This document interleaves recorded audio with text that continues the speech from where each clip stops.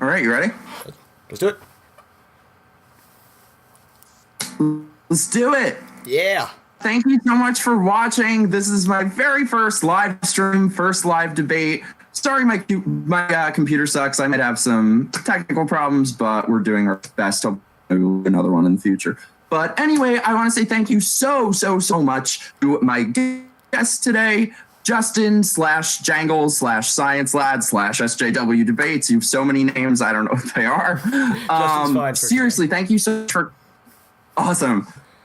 Seriously, thank you so much for coming because I've been trying to do a debate with somebody for months. Nobody would say yes. So a little bit outmatched by you. I don't quite have your level of expertise or degrees or anything, but I'm going to do my best. Don't worry about it, man. We're not here to yell at each other. We're going to have a nice, civil conversation, and we're going to do super good.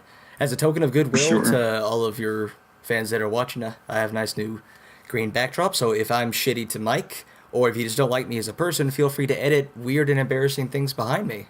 So, there you go. And I have my curtains as I just start filming in my living room my videos because people were so upset about my ugly curtains all the time. So I was like, okay, fine, I'll get rid of them. So anyway, we're going to be talking about some topics, the WalkAway Town Hall, LGBT issues, child transitioning, gay culture, politics, etc. So anyway, I guess we'll introduce ourselves. For those of you guys who don't know me, my name is Mike. I'm a former leftist, former Democrat, staunch independent. I'm a little bit involved with the WalkAway movement. What else do you not know? I should say I'm a total layperson. Like I said, Justin is very academic, and I'm like a guy who tells dick jokes on the internet. So, I'm not an expert. I'm a total layperson. You shouldn't hear information from me in any way. But hopefully people like what I have to say, and that's about it. Over to you. Cool. So my name is Justin. I am a fledgling YouTuber. I currently have what I would consider like 2.5 videos up, 2 actual videos where I did research and wrote a script and everything like that, and then some nonsense extra stuff that I kind of did for school. And hey, it's 2019. The way we do assignments now is we make YouTube videos. That's just how grad school works in 2019. So you did mention I am an academic, which means I'm in a master's program at my university. I'm a master's student in biomechanics, and if you don't know what that is, just take all the meathead stuff you see at the gym and imagine adding more numbers to it. That's essentially what biomechanics is, which means I'm also not an expert in any of the topics that we're talking about today. So please do not take my word as like the academic or scientific consensus truth. I like to think that I can read studies, but if I'm wrong about something, I want you to tell me, especially if it's something having to do with the research. So don't take my word as gospel. Same. So should we just get into it then, I guess? Sure. Do you want to lead off? Yeah, sure. So first thing we're going to do is the WalkAway Town Hall sort of thing. So I guess I'll just fill you guys in for those who might not know about it. So what the WalkAway movement is basically a diverse group of people who are former leftists, former Democrats. For some of them, maybe even most of them, they become pro-Trump or Republican. For me, I'm an independent. So anyway, we were having an LGBT town hall to discuss these things. And we had it at the LGBT Center. Money was paid, contracts were signed. They were good with it. They actually thought it was a good idea. Then after days of misinformation and people flipping out and saying we're horrible people and everything, they canceled. So we had our event at another place, but it's basically the issue is sort of the LGBT community not representing all LGBT people. So I guess that's just the sort of the background on it. I guess I'll throw it over to you. Cool. So just to get a tiny bit more background on us, roughly how old are you? You don't have to tell me like your actual age if you don't want to. Just roughly like 20s, 30s-ish. Depends on the light. Yeah. All right. It's my birthday on Sunday. I'm friggin' turning 30. Okay. So I'm 28. Look at this gray hair. Okay. So I'm 28. So we're roughly the same age. And just from watching, so I've watched most of your videos, especially related to this stuff. Did you grow up in a city? And I consider anything over like a few thousand people a city. Am I getting that vibe correct? Yeah, I'm from New York. Okay, cool. So I'm from a tiny, tiny town in eastern Kentucky, a coal mining town, super duper conservative, and I think that's kind of interesting that we have like opposite beginnings because I started out conservative just like everyone around me, and then as I got older, I switched more and more to the left.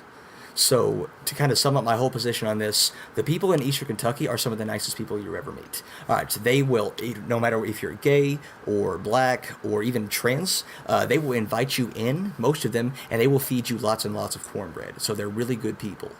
But, come election day, they are overwhelmingly going to vote for anti LGBT policies.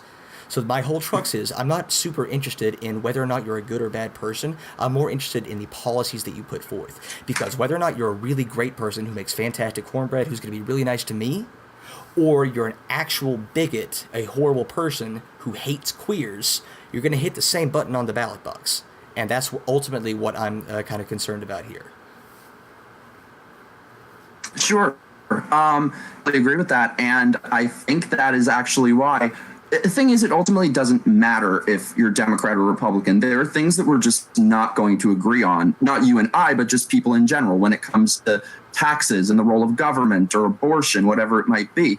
But the important thing, and that I think a group like WalkAway or that people who are sort of on the cultural center right now are doing that's really important. I won't speak for myself because I'm not a Republican, but for my friends who are, my friends who are in WalkAway and stuff like that, I think that they're fulfilling an important role by making the Republican Party more inclusive and more accepting of LGBT people. Because of course we know what the history is, what they were like 10 years ago, and I think they have gotten progressively more accepting of LGBT people. There's definitely still some remnants of that in the party, but actually at our event, at the very end of it, we were accosted by this guy who I would consider to be basically like a right-wing extremist who was very anti-gay, anti-trans, yelling shit at Blair, calling her a man, telling us that we're pedophiles and we're pushing the homosexual agenda, which is very rare. That was the first person like that I had ever met. And when that happened, it occurred to me that this is why the LGBT Center should not have canceled our event, because we're the ones fighting against that mentality. And I really think for the people that you mentioned who are coal miners in Kentucky, there's nothing they can relate to about a guy in a leather thong on top of a pride float. But when they see like-minded people who share their values and in some instances share their way of life, that's only a good thing. That's only to make them more accepting of LGBT people. And that can certainly happen. I've seen a lot of other stuff. So, for example, I'm going to reference a lot of people who are just way smarter than me.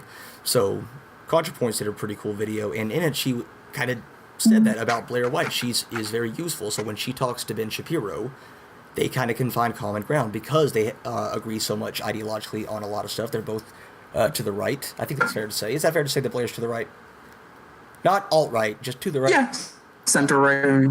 Yeah. Yeah. So, but it's kind of useful that they can talk to each other because he's going to be more open to that stuff too.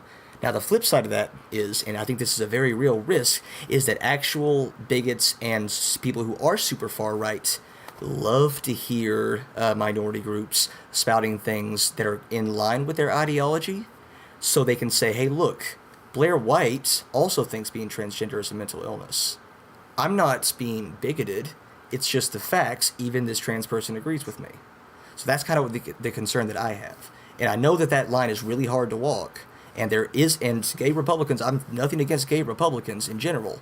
But when you put your status as a gay person or a trans person or a black person up on that pedestal and say, I am this and I'm a Republican, that's fine. Unless you're using it to obfuscate some actual bad things going on the right.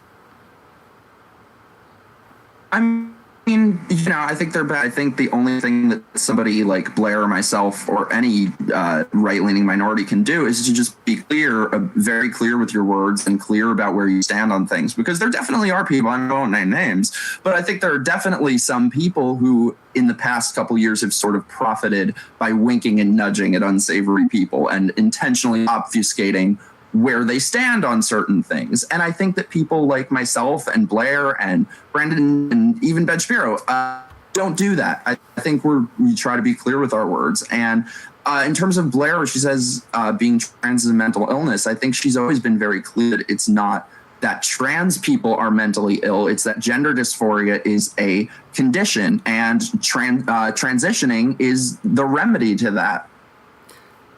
She might have changed her opinion fairly recently. And if I'm wrong on this, again, please send me stuff, message me on Twitter, let me know where I'm wrong on this. But in the past, she did say transgenderism is a mental illness. I remember a few pretty clear examples. Her on Jesse Lee Peterson's show. Do you know who Jesse Lee Peterson is? Oh God, yeah, I know Jesse Lee Peterson. That's the correct face to make. But she was on his show. And I agree. And maybe she didn't speak clearly. We can give people the benefit of the doubt, but at the end of the day, it doesn't really matter what she meant if people came away with that thinking this trans person is saying that being trans is mental illness. So I'm not bigoted. Well, I mean, that's how it is. No, I think she said that. I think she did a video of that too. I mean, I don't remember her exact words, but I don't know. I feel like if other people attach something negative to mental illness, then I don't think mental illness should be a negative thing. I think that's kind of fair to say, to call it. I mean, those aren't the words I want to choose because they have negative connotations to them, but it is a condition. That's fair. Yeah. Not trans people, but gender dysphoria itself. I agree with that 100%. So I also have mental illness. I've had depression. I've had ADHD in the past. So there are things that I live with, and when I get treatment for them, I guess I might be really lucky here, but medication has really, really, really helped me with that. So I would say I have these things, but they're under control and I'm being treated for them. Much like someone with gender dysphoria who gets treatment, and I think you've been pretty clear about this. You think that getting treatments may or may not involve hormones or what have you, but getting the treatment to transition to the next gender could be transition genders could be very, very useful in alleviating that gender dysphoria to the point where you can be trans and not have gender dysphoria, or at least have it under control, and essentially not have a mental illness. I'm using very broad strokes here. Again, please do not take medical advice from me, please. No, I agree with that, and I think that's definitely my view on it, that gender dysphoria is the condition, or whatever you want to call it, but that doesn't make trans people mentally ill, or, Yeah, of course. The issue becomes... But I was just going to say, what we were talking about, though, is I think this is why you see a lot of minorities trending towards the center right, because I think a lot of us are so tired of the conformity and the identity politics, and I think a lot of us are really sort of coming out to say, I'm more than gay, I'm more than trans, I'm more than black, and I think a lot of us are sick of the collective mentality that tells us everything, that feeds us an entire worldview just because of our sexuality or our race or our gender. I know for me personally, when I was a kid, when I was closeted as a teenager, the thing that scared me most about coming out was that I would always be seen as the gay guy. I would never get to be my own person. In every room I walked into, I would just be gay first. And I feel like that's something that LGBT people need to fight past. And it feels like we've gone past that. And it feels like now the left is bringing us right back to that place where you're defined by your gender, by your race, by your sexual orientation. So there's two ways that we can approach this. So one, I'll tell you my story a little bit too. I didn't come out. When I say come out, like fully, I mean to my family. That's the big coming out. There's the first time you tell somebody, and there's the first time you tell your parents. I think for most of us, that's a different time. Yeah, I could be wrong there. But was that, again, don't share anything and stop me if I ever get too personal. Was that the case for you? Did you come out to someone before your parents? You don't have to answer. Oh, yeah, of course, everyone. Okay. So, yeah, I came out to friends in high school, and then I didn't come out to my parents until I was 26. Because I came out because I was proposed. I was engaged. So, it's kind of hard to hide at that point. You make me wish I lived in Kentucky. Where things like that happen. Well, I'm only married. I mean, maybe not many reasons, but well, we got great music. I'm a banjo and fiddle player myself because I love the culture. But also in Kentucky, I would not have this if it wasn't for that 2015 court decision. We would not have passed it. So, shit. I'm sorry. What was I talking about? I say oh yeah, because maybe that'll trigger Whatever synapses got lost. What were we talking about? I'm sorry. Where was I? Just being IR You were okay. Yeah, you were worried about identity gay politics. guy. So I kind of had a similar, albeit maybe slightly darker and less okay thing. Is that when I was growing up, gay people were huge homos. They wore pink nail polish. That's what they did. They wore dresses. They pranced around. Every single one of them pranced around in dresses and pink nail polish. I had a very accurate representation. Thank you, Eastern Kentucky educational system. So when I first was coming out to friends and stuff, I'm not like one of those sissy queers. I'm manly. I lift weights. I'm a bodybuilder. I grow a beard. I wear like man clothes. I'm not like one of those queers. And then after that, so yeah, identity is a huge part here. And being gay, it's really hard to be a sexual minority and not have that affect somehow how you interact with the world. Some people can do it really fine. Some people don't. And honestly, neither one is wrong.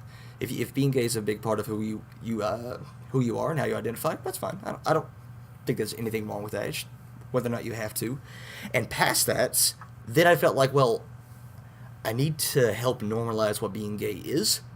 I want to say, because, I'm not stereotypical. I keep saying that word. There's nothing wrong with being stereotypically gay. And I've let myself, I squeal a lot. I cry a lot. I'll let myself do that a lot more often than I used to. Because I got a beard. I think for me, I agree. There's nothing really gay. My issue with some people like that is, in my experience, I feel like it's very often an act, that it's their way of trying to fit in. Oh, sure. Because like you said, it's what you see everywhere. It's very crowd-pleasing because it's non-threatening. Well, especially, and you might at least know about this. Again, I'm not trying to pry into your personal life, but when you first come out, you got to be real gay. It's like that person who converted to Catholicism in their 30s. You got to do it all at once. You're making up for lost time. So everything, you got pride flags everywhere. You got all this kind of stuff. And I think that's really, really common, especially for younger queer people. I feel so fucking old because, there are adults who are gay who are 10 years younger than me. But especially when I was growing up, if it was okay to make that I need to phrase my words carefully here. You felt like you were making up for lost time, and you had this new identity that you weren't allowed to explore before. And especially if you get into an environment like college, where your parents aren't looking over your shoulder, where there aren't people back home who have known you your entire life who are going to be really freaked out. It's kind of where that release valve is just let open. And yeah. And there might be ways to act stereotypically gay, because that's a signifier, like, hey, I'm gay. Are there other gay people here? I want to know if you're here. I need my people. I'm reaching out for that thing we have in common. And also, can we rub our faces together? I don't know how gay sex works yet. Eastern Kentucky. Just to bring it back to what we were talking about, because we started WalkAway Town Hall, and we were one of the people who wanted it canceled, or something you want to talk about. So if there was anything you wanted to bring up, I'll do that. Okay. Oh, sure. Yeah. So just if there was anything you wanted to mention about that, or... Oh, so with the identity politics. So there's a couple things that, if you're gay... we started talking about, because you had said you wanted to discuss one of the things was the WalkAway Town Hall event. So if there's anything you had to say about that. So something that I would, a criticism I would levy, and I hope you take this in good faith, that I would levy against you guys, is that... A lot of it was, you're gay, so you don't have to think a certain way. Or you don't have to think a certain way if you're trans. Or you don't have to think a certain way if you're black. But when this criticism was levied against you, one of your defenses seemed to have been, and I've seen it from all of them, they're saying that two or three gay guys, one of whom is black, and a trans woman are bigoted, they're homophobic. How can that be? And that's kind of saying that I can't be these things. I can't think this way because I have this identity. And that seems to run antithetical to your entire position that if you're gay, you don't have to think a certain way. That includes good things. That also includes bad things. I mean, I'm sure it does. I think it's possible. Some black-white supremacists out there. I've never heard of one, but it's just the fact is we are not. like I said, we're people who are trying to make them more inclusive. And I do think that it's kind of preposterous to say Jew is a Nazi, a black guy is a white supremacist, a trans woman is a transphobe. And maybe I'm not saying it's totally impossible for that to be with somebody, but the fact is we're just not. Oh, and again, I'm not here to call anybody any names like that, but it could. And there's also the issue, like, what does it take to be a transphobe? Like, it's like a light switch. Like, you just get it to that one point, and then transphobe. I think it's fair to say that there are layers to it. I think all of us have prejudices. But let's bring it back to I hate that. Remember Jesse Lee Peterson? You said you made the correct face. He's someone I would consider a legit white supremacist. He is a black man. He's a legit white supremacist, though. There's nothing he says that a white supremacist wouldn't just be all up in and parrot word for word. So, and him being black... I mean, I don't know. I don't quite know enough about him to say that, right. But I also think he's somebody... What's that? I say, please keep it that way for your own mental health. But I don't know. I think he's very sort of... he's not a very mainstream figure. He's not like... I think that's something that's just very rare.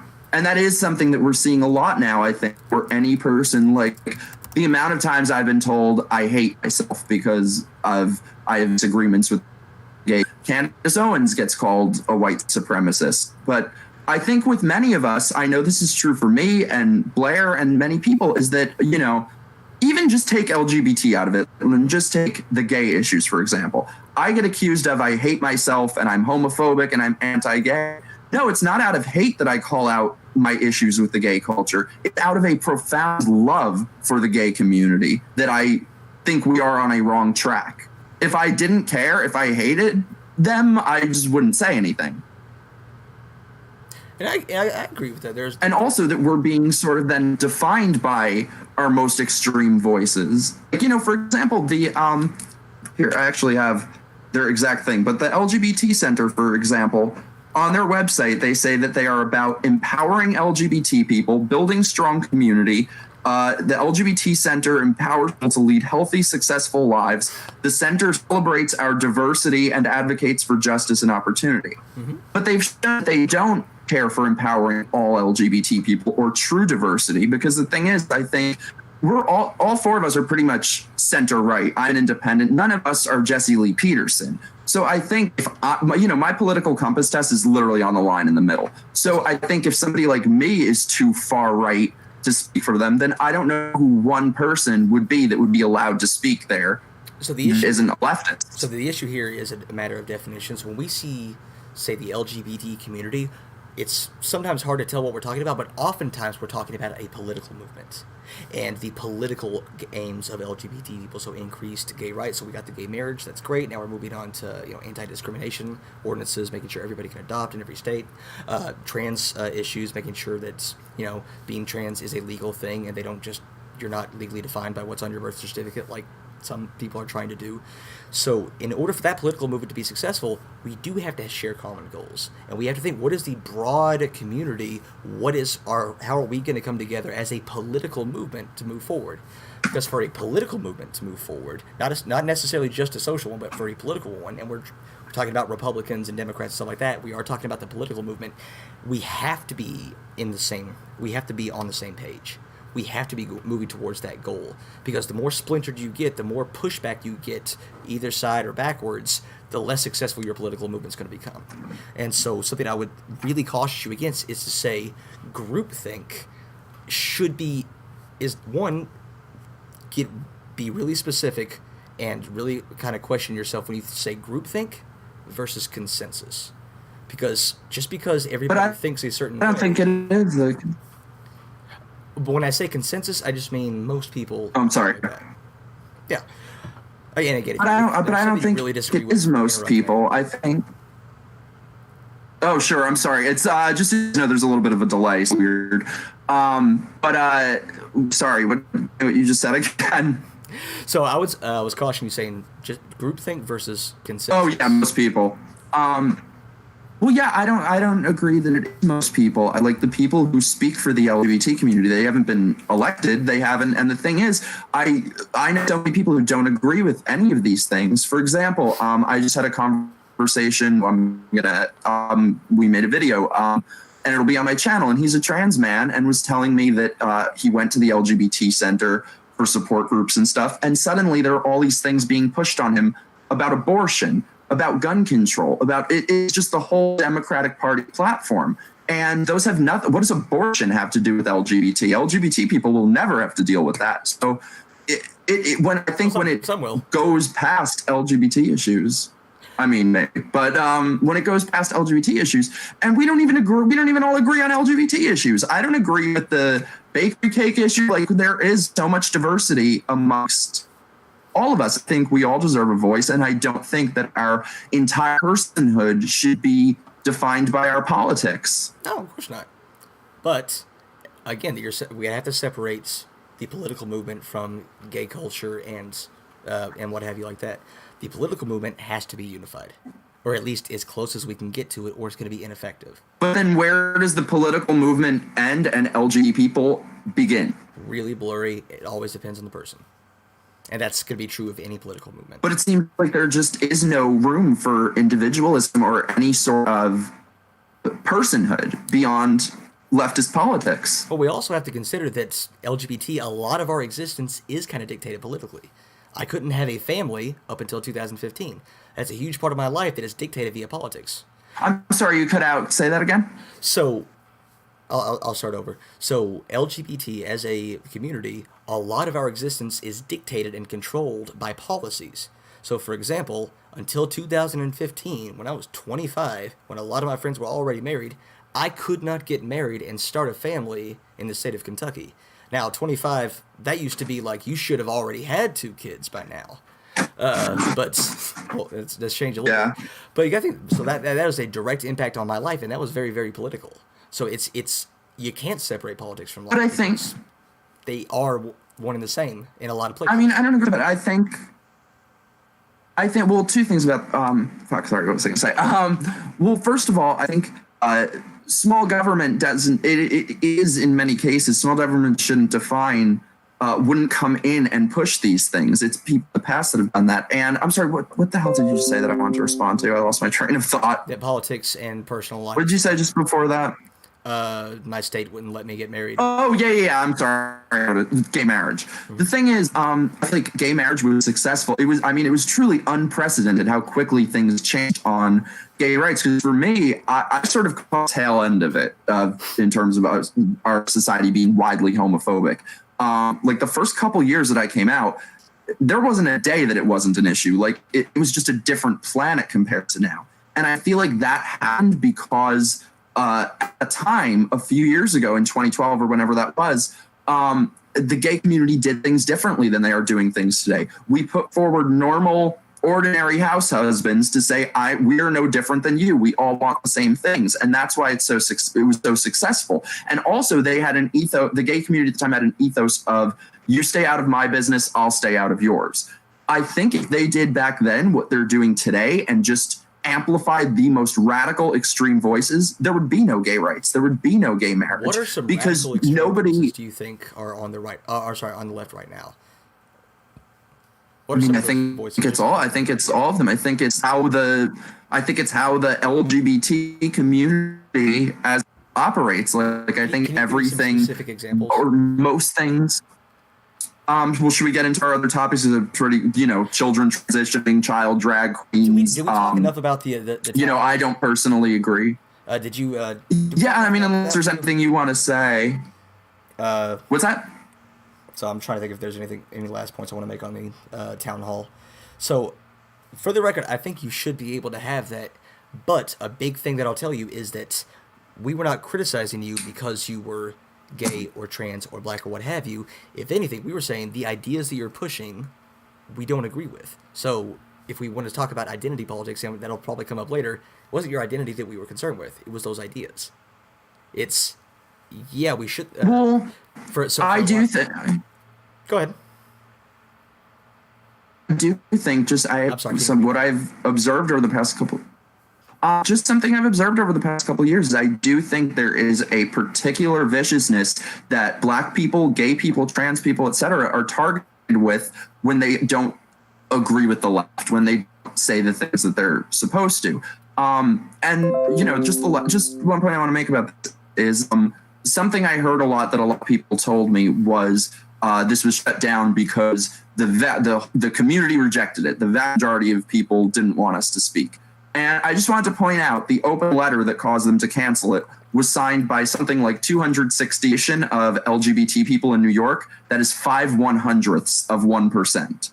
So I do think LGBT people are a lot more diverse intellectually, philosophically than you'll be led to believe. Yeah, but as a political movement, we're all generally in favor of gay marriage, I hope. Right? Yeah. Anti-discrimination but ordinances. we are, but in general, I think depends on what they are. Don't like Masterpiece v. Cake Shop. No. So the cake shop stuff, I think is one of our topics. Yeah, we won't have to get into that. I was just going to say I don't agree with it. If it comes up later, I do. Yeah, I'm all sure. about maximizing freedom, but that doesn't mean absolute freedom. Yeah, well, but the thing is, if the LGBT Center, which says they're nonpartisan, by the way, and they regularly have democratic socialist meetings there, but if they say they're nonpartisan, then what exactly is a space for all LGBT people? Either all who are either any political ideology or no political ideology.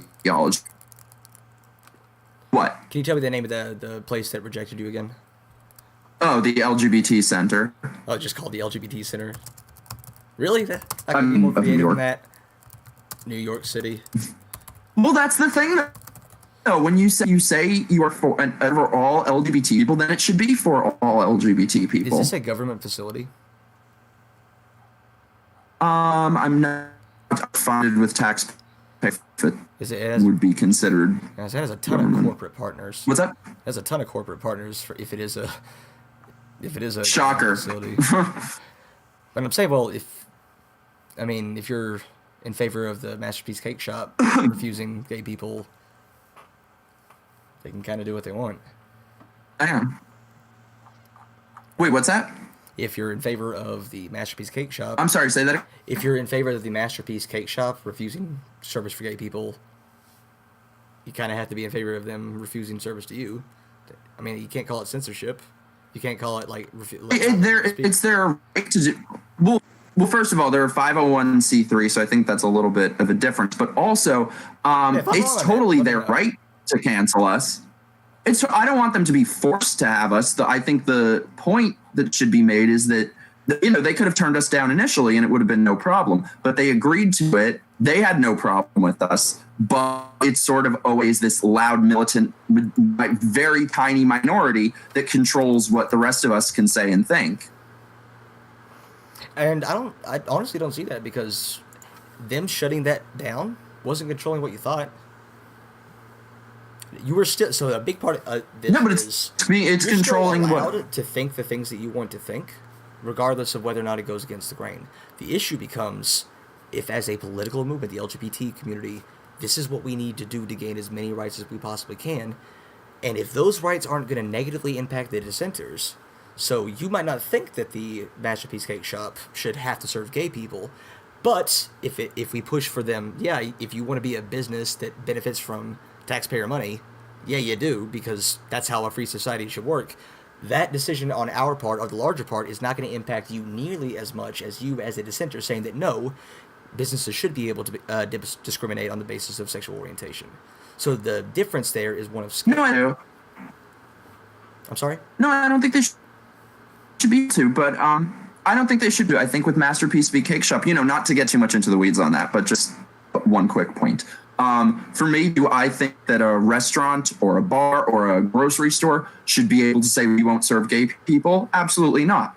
With that, it was a custom service, which I think is a distinction. However, the point is, who knows, a significant portion of LGBT people don't want them to be forced to have to do a custom service, don't want these things. And if a large portion of the LGBT community even doesn't want that, then I don't think they have any business saying that they have to. A large portion. That wasn't articulated well, but That's you know fine. what I mean. No, I think a large portion does though. Like I don't want to have to think. So when I go out, and I've already had my wedding. By the way, I spent $70 on my wedding. Kids, that's how you do it. Okay. You get 4 Domino's. Hell yes. You invite people to your apartments and you play Mario Kart. That's your wedding, okay? Don't spend a shit. Oh, I love that. Okay. But I love that because I freaking hate weddings.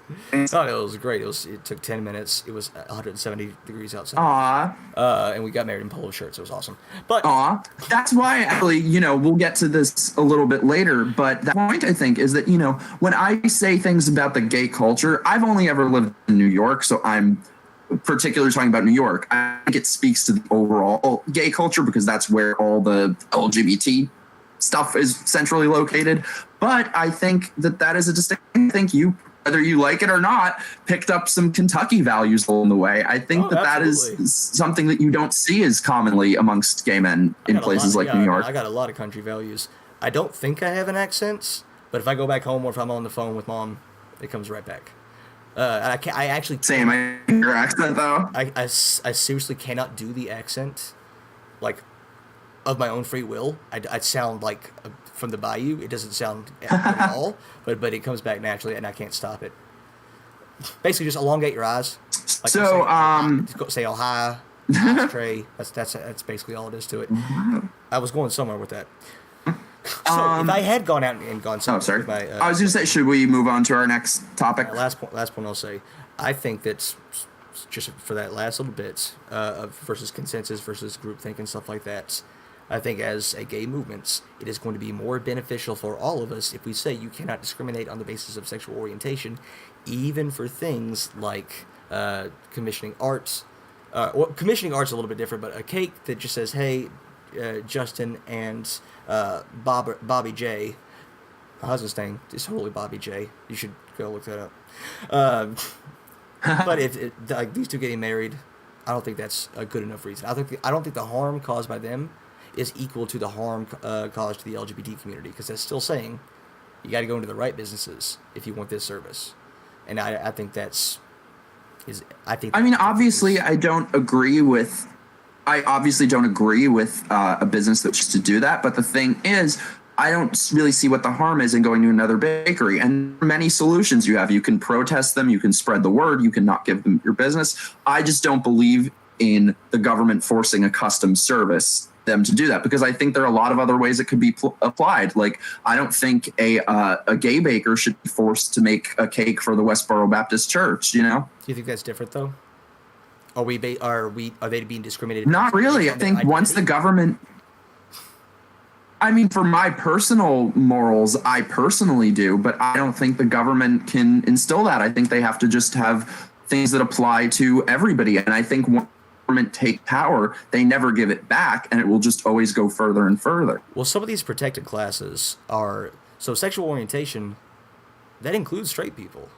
So people saying that we're getting extra rights are just legally wrong. There's no basis in reality for that. So you can't discriminate against someone on the basis of them being straight either. So any protections that would apply to us as gay men would also apply to our quote-unquote opposites. It would apply to straight people too. You can't discriminate based on the basis of sexual orientation if they're straight. You can't discriminate against someone on the basis of their religion. However, there's nothing in your religion that says God hates fags. You have to do that. And saying no, you should not be forced to bake a cake that says God hates fags. That's not on the basis of religion. That's on the basis of hate speech. That things that are already protected there. So I mean, I agree with you on a personal level, but I don't believe in the government enforcing that when it comes to something custom. For me, it is a very clear distinction between a custom service and sweeping discrimination. If a bar puts up a no gays sign, that I agree. Okay, we got a little off. Is there anything you want to say, or you want to go ahead and move on? Yeah. Okay, let's go ahead and move on. I think next topic. We're good. Next topic is the role of LGBT education with children. Sure. All right. Want me to start on this one? We'll alternate. Are you frozen? Are you frozen? Am I? You guys see me? Uh, check the. Can you guys? Okay. We're checking. Let me know in the chat if you can see. Okay, yeah, it's fine now. Sorry. Yes, you start. Okay, I was checking. All right, so LGBT education for children. So, Oh, by the way, sorry not to cut you off. I was just going to say, just so you guys know, we'll try to take questions at the end. We're not really looking at the chat right now, but towards the end, we'll try questions. Okay, sorry. You go. that's okay. So, I just told you about my education. That was being a little bit hyperbolic to be a joke, but there's some definite truth there. So, there's always a little bit of truth behind jokes. I actually did think that gay people were sissies, and they all wore pink fingernail polish. I literally thought the first gay person I ever saw, I saw a dude at an academic meet with pink nail polish. I thought, that's a gay. I finally saw a gay. That's what they are. That's how you know they're gay. They wear pink nail polish.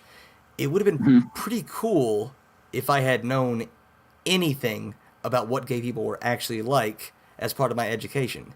Because you cannot, especially in parts of the country where I come from, those deep red states in the mountains, you can't expect that the parents are going to teach you, because my parents didn't like it, and it was just morally wrong. Well, for me, I think we need to define what LGBT education is considered and what children are considered, like how old we're talking. Sure. So, we develop, based on the literature that I'm familiar with, kids develop a sense of gender. They know it's a thing by the time they're around 2 or 3. So this isn't a concept that is foreign to someone going into kindergarten, or at least for most people. Of course, there's some developmental differences in people, but generally we have an idea that we have boys and girls by the time we're heading into kindergarten. So gender is not something that is too far past where they are developmentally. It's not something that is too adult for them to talk about. We have boys, we have girls, and maybe it wouldn't be a bad time to say, well, there's people in between too.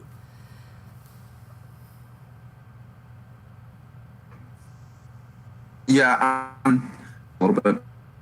But I was gonna say, for me, it depends on what education is. Like, if that means, should we be teaching Stonewall or the AIDS crisis in history class? Absolutely, that's American history. But if it means, should 6-year-olds write love letters to each other, or it really be pushed on young children, or drag queen story time, I'm not for that. Drag queen story time, I'm all for it. I think it's too much. I don't think it's age appropriate. What's wrong with drag queen story time? We got big, bright colors, big personalities reading to kids. That sounds awesome. That it's funny that thinks it's weird, and I just hate the fact that LGBT will always have to be associated, functional, weird. Being pushed on small children, toddlers, and kids in diapers. Why is I don't think it's a bad thing? It's not necessarily for me, I'm weirdo as a person, as who I am, but I don't think that's the case because I'm gay. And I hate the fact that everything associated with LGBT always have to be strange and weird and dysfunctional, when it took so long for us to convince society that being gay or trans is just normal, involuntary, natural. And so for culturally us to be associated with everything that most people would probably have a problem with, I don't think it's a positive thing. So the thing with, sorry. So like the healthy, well-adjusted adult 28-year-old man that I am, I watch a lot of children's cartoons. And there's a lot of weird stuff there. One of my favorite shows on Netflix, one of my favorite cartoons, is called Cupcake and Dino. That's a really, really weird show. It's completely out there and off the wall, so weird things that are outside the norm are super common for kids programming, and we don't see a problem with it for good reason. Because something can be weird and strange and still be okay for kids, still teach good messages. So I guess my question here is... I grew up on... I'm sorry. If there was a woman, like a cis woman, who was in that exact same garb with that same mannerisms, is that okay to teach to kids? And if so, why? I mean, it would depend on what it is. If it's something that's sort of sexualized, I don't think so. And I grew up with Ren and Stimpy and Are You Afraid of the Dark? So I am all about kids We're being all exposed already to things messed that up. are offbeat. But what's that? So we're already messed up. That's why. Oh yeah, Ren and Stimpy. but that's fucked but up no, for but our I generation. it again for me goes with them that I'm all for kids being offbeat their own ways, but I hate that it's always associated with LGBT. And I think in particular with Drag Queen Story Hour, again, you had said that LGBT is political, but that isn't the case when it's just a general class of children. Sure, and I looked up the books that are being. What's that? Sure, that's a definite distinction. There's no overt political messaging, or there doesn't have to be with Drag Queen Story Hour. That could be that. Well, but the thing is, I looked up. Or the distinction. I mean, I looked up the books that are being read at Drag Queen Story Time. There's Feminist Baby, The Boy Who Cried Fabulous. Elsa Has 7 Daddies. So now we're teaching kids about polygamy too. And one called Whiteness and Other Horrible Things. Nice. So it really is pushing an ideological agenda on children. So what is the distinction you draw between indoctrinating children and teaching children? I think when something has such an overtly one-sided political message, then I think that without ever being exposed to the other side, and that is also my issue with a lot of the LGBT stuff with children, is that it's a very rosy, glamorous picture. They're not being the hardships that come along with LGBT. It's just always shown as this wonderful, desirable, glamorous thing. So There's never an alternative perspective being shown. what would the alternative perspective, age appropriate? What would the alternative perspective on LGBT education look like to kids? I don't know. I mean, I think for me personally, I think all a small child really needs to know if they ask about LGBT.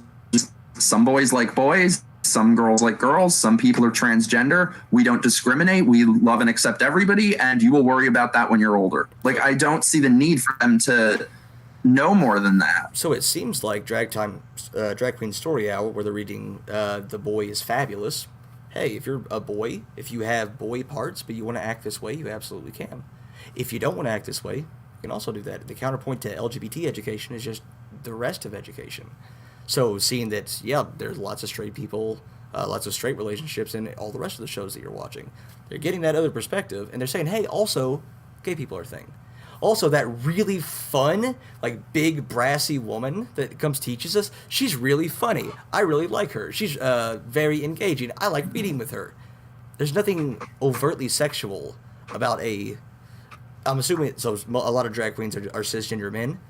There's nothing overtly sexual about a cisgender man performing drag. There's nothing overtly sexual about it inherently. It certainly can be done that way, but a lot of things, like wearing a swimsuit, can be done in a sexual way. That doesn't mean we shouldn't, keep kids away from beaches. So what I'm concerned with is... No, not beaches, but people in swimsuits into the classroom. Yeah, in the classroom. I don't think that would be appropriate. Well, they probably don't, or in a library. Yeah, probably don't wear your thong to the library, but a dress, and like a big long dress and a big wig, super awesome makeup, just rocking the whatever this is called, where it's like a color.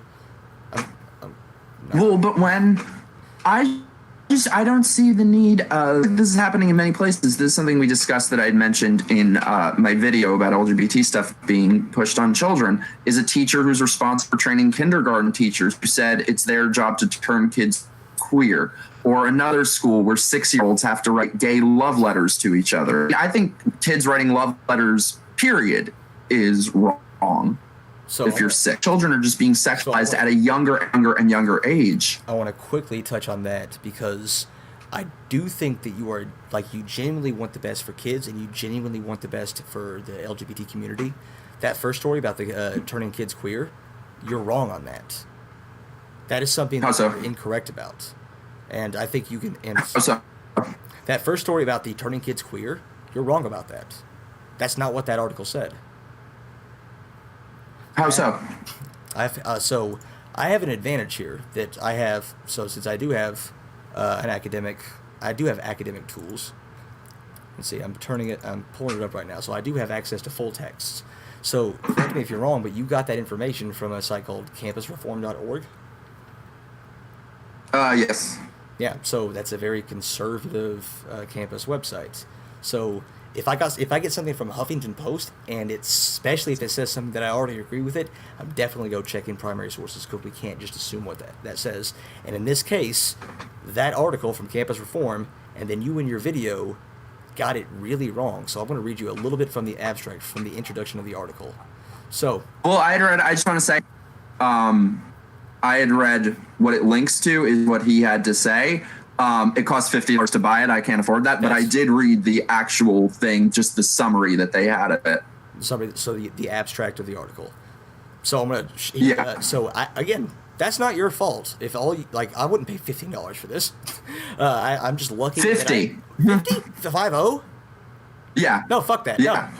No, I'm gonna make. If I'm wrong, but I'm gonna be in college for as long as I can. If I'm gonna try to make sure that all my login stuff lasts as long as possible, because I get to actually go in there and do it. So I would be, if you can't get to the full text of an article, I really wouldn't be making super broad claims about it. So I'm gonna give you a couple of things from it, because I think you're acting in good faith. And I think that if you knew what this article actually said, you wouldn't be saying the things you would. So I'm trying to come at you not as an attack. So the start of the article says, I playfully, perhaps provocatively, ask how art education can turn out queer, can help kids turn out queer. So they're intentionally doing that to, like, hey, this is playful, this is provocative, so kind of something that you might agree with. So to do this, I must first contextualize what queer as a theory is and does before attending to the history of queer scholarship in art education. Some more definitions of queer. Please tell me that it highlighted everything. Okay. Queerness, according to Richard Ford, is an ideological commitment, a decision to live outside some social norm or another. As children grow, schools have had to and will continue to deal with queer kids when they come out, in large part of new legal and policy prescriptions. Gay kids come out more and more in a climate that supports anti-discrimination policies and other emerging legal mechanisms. Such mechanisms have normalized the presence of queer individuals. That's where that policy and that politics in real life come into. And this is the big one.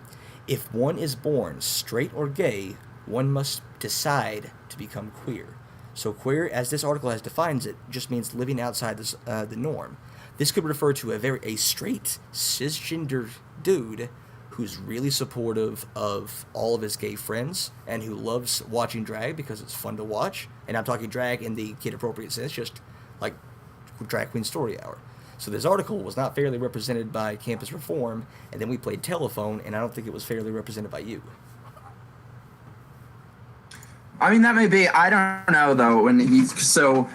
Correct me if I'm trying to find these exact words, but at least in the summary of it, it talks about heteronormative realities, gay art. They should have attention on gay artists and stuff like that. So I don't necessarily, having not read it, I can only say what I can say. But I don't quite agree with, from what I've heard, that queer is totally divorced from LGBT. As this is defined, it just means outside the norm. So it's just, yes, it's important for queer education. I'm using queer in the umbrella term. Yeah, it's important for queer kids. It would be very important, very useful to me. But it's just as important for kids who aren't queer, or who aren't gay, or who aren't trans, because we live in a society. That was my Jordan Peterson impression. We do live in a society. How everyone around you treats you is really, really important. So it's not just for the queer kids, it's for everyone they grow up with. And to have this be normalized to the extent where it's not it doesn't have to be everything. It just has to be there and just a part of life. We can't, so something that you said, again, if I ramble, stop me. Something that you said earlier is that we don't teach kids about the horribleness of, or I'm using loaded language, we don't teach kids about all the negative aspects of being gay.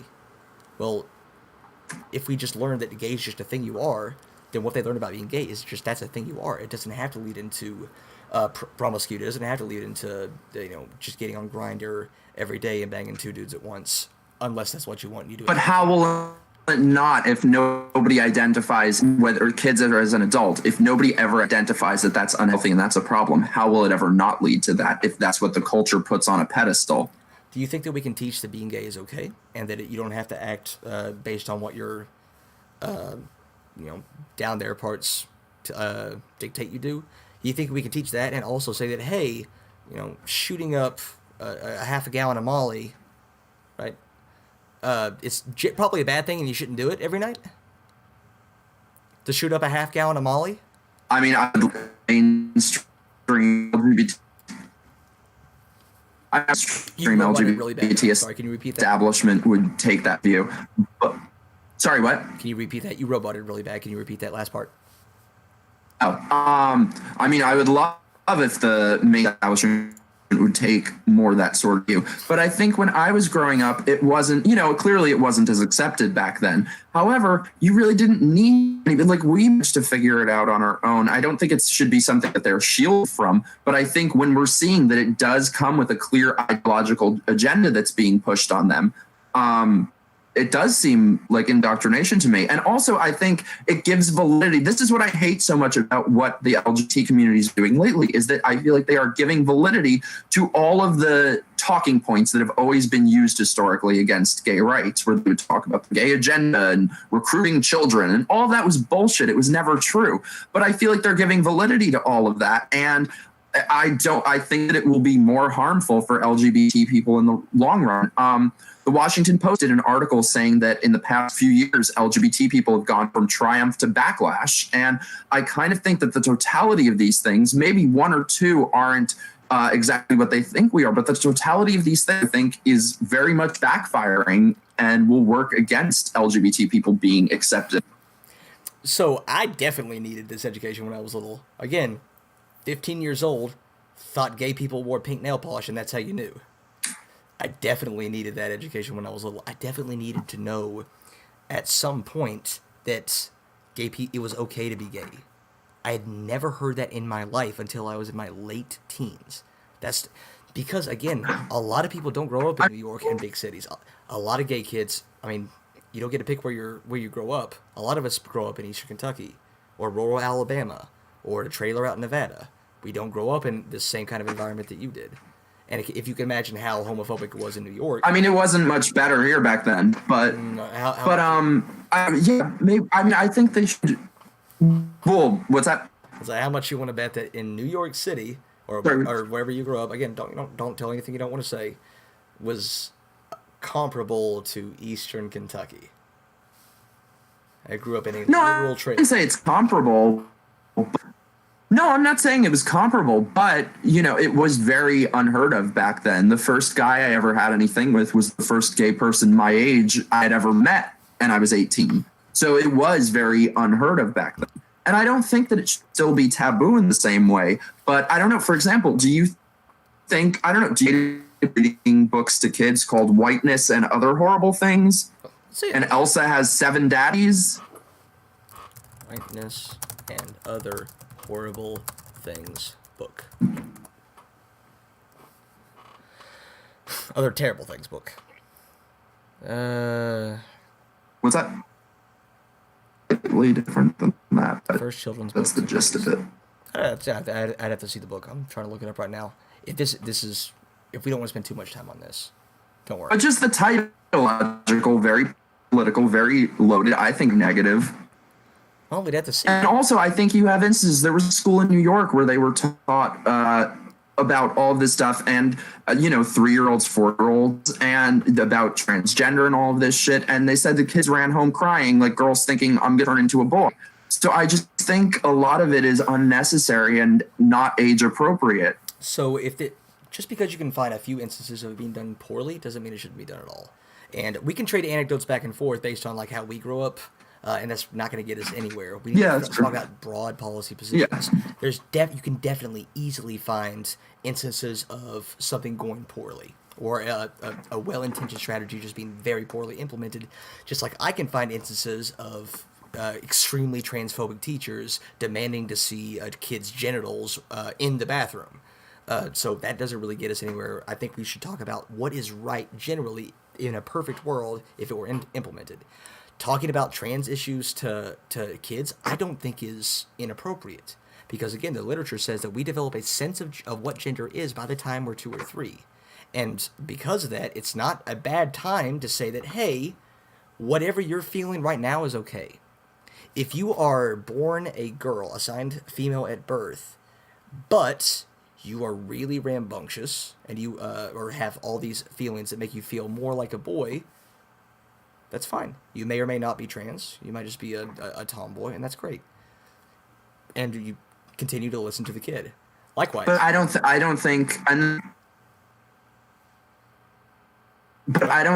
that that's what's.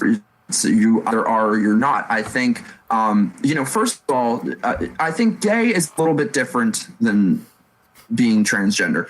Gender dysphoria is illness, and I think, well, this will lead into the next thing we're saying, but I think it needs to be taken more seriously, especially when it comes to children. And there are a lot of instances where if a child who thinks they're transgender gets therapy for it and it's questioned that they might not be, the clinic gets shut down or something. So I don't think, and also sorry, not to go on a trail with that, but one thing, I'm sort of hesitant to bring this up because, like you said, it's an anecdote. However, when it comes to drag queen story time, there have been multiple where the drag queen speaking there was like a convicted pedophile. And no, I'm of course not saying that they all are or anything like that. Most aren't. However, I do think that this speaks to an issue that people have that relates to the bathroom issue and the locker room issue, that because of this culture, once you say LGBT, conversation over. No questions can be asked. So if they cannot simply do a background check to make sure that somebody associating with toddlers and young children is not a predator, how can they do anything? How can we trust these people to have the welfare of children's bodies and lives in their hands? How'd you know that they were pedophiles? It's been in the news. Been in the news, so someone went and checked and found out. Sounds like they... Yeah, so why couldn't the people hiring them do that? Oh, I'm sorry, I didn't say what my point was with that. But my point is how that relates to some of the other issues is I think that's a problem people have, that nobody thinks, some nut jobs do, but most sane people don't think trans people are predators or going to attack someone in the bathroom or anything. But the issue that people have with this is that once you put LGBT on that, you can't ask any questions. You can't say anything. And it's about the people who will use that label of LGBT. So what's that? I don't think that you'll find anybody on the left that's going to say that, yeah, a pedophile should be teaching the kids. I don't think anybody will defend that. Our issue there is not with the drag queen, not with the LGBT part, it's with the pedophile part. So we can have an issue with that and have it recognize that it's completely separate. It doesn't matter who was doing it. That's the part we have an issue with. And one of the reasons and it does go both ways because, yeah, I'm sure there are some hyper politically correct people out there who will say that if it's LGBT, you can't criticize it whatsoever. Again, I don't see that as a generality on the left in my circles. And again, that's anecdotes, but I'm trying not to put a ton of people into boxes here. While at the same time, I think an education that would say that, yeah, being LGBT is normal. It is okay for kids to learn about LGBT issues. Having that be a normal thing would make it easier for us to criticize, because this isn't a new thing. It's not a weird thing. It's not something coming out of nowhere. It's not just a culture of degeneracy and victimhood. It's just a normal thing, and therefore, since it's normal, you can criticize it. So I think my approach would actually be more helpful in saying that, yeah, this person's gay, but they're also a complete and total shitwad. It doesn't matter if they're gay, or this trans woman is just an asshole. Or their policies are horrendous, or stuff like that. If we educate kids that this is just a normal thing that happens to some people, it makes it easier to criticize.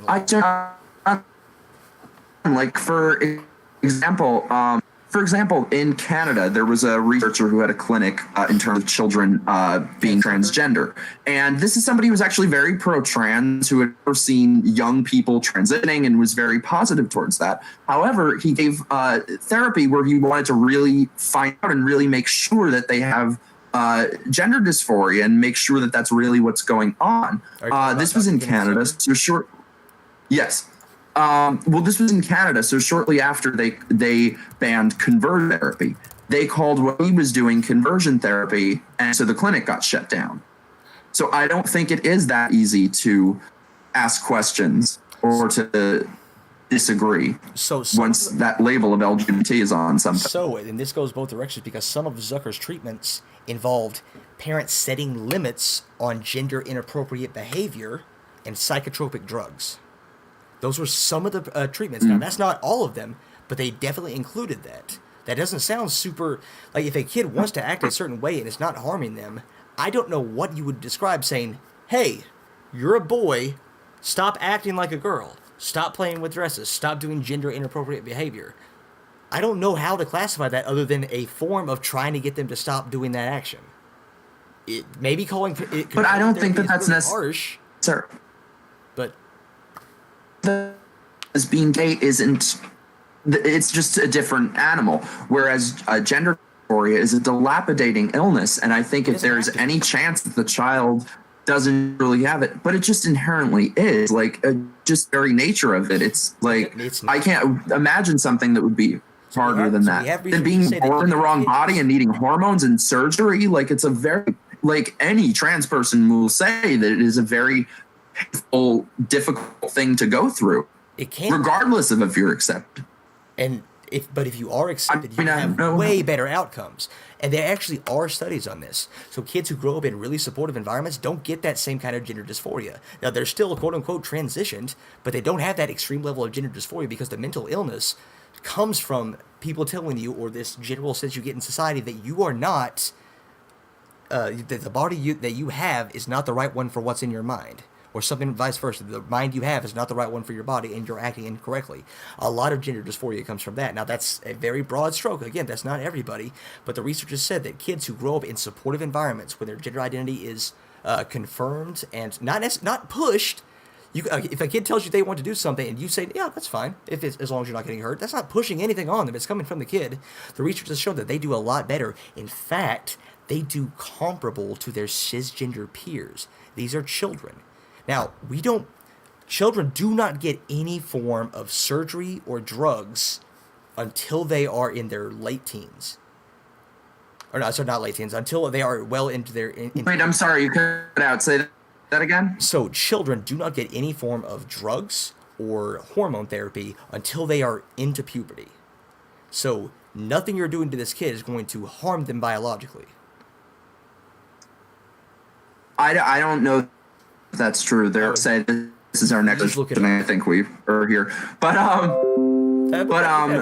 there was just a story. What's that? So we kind of organically got to transitioning for kids.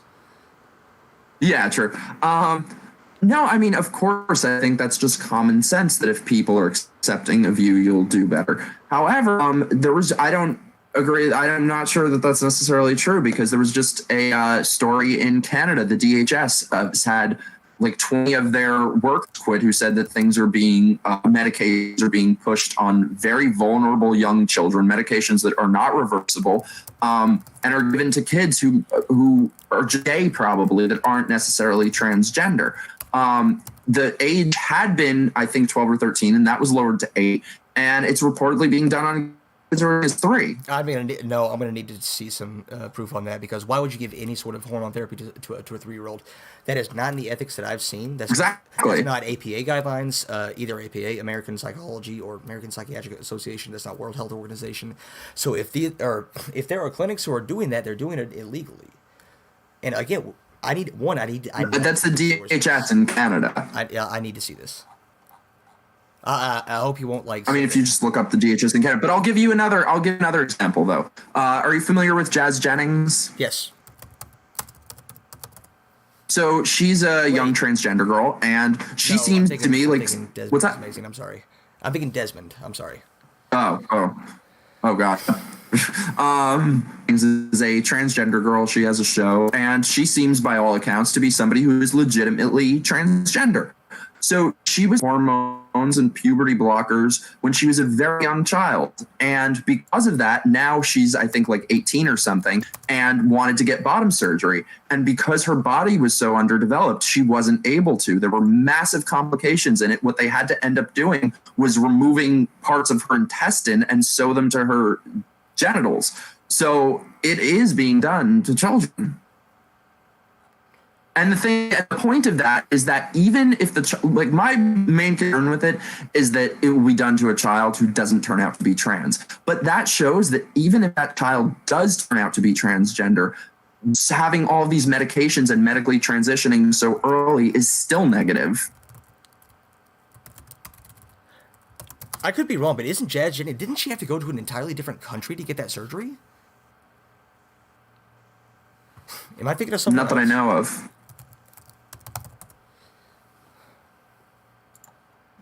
But if she did, it's because she was put on at such a young age.